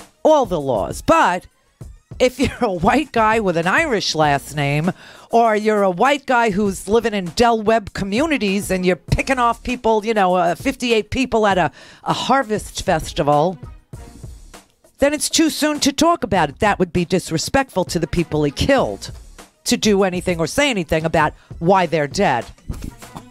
So just remember, God forbid you know somebody that, passes from cancer. We can't do any cancer research because if we look into what causes their death, it would be disrespectful now that they're dead. Oh, these are a bunch of freaks. And, as long I'm looking at the polls are it's finally getting a little less polarized. Although his base, let me tell you, he will always have these lunatics. And whoever is tomorrow, you got an election in Virginia between, what's his face, Ed Gillespie and Northam, who are running for governor. And Gillespie used to be this mild-mannered Republican, kind of your garden variety establishment kind of a GOP guy, just wants tax cuts for the rich. He's running one of the most racist ad campaigns I have seen come down the pike since the Willie Horton or the Hands ad. I don't know if some of you remember the Hands ad where the black man is, the white man's hands are crumpling the paper because the black man took his job. Oh, it's sick. Go to RandiRhodes.com for the whole thing and a podcast. Buy a stinking podcast.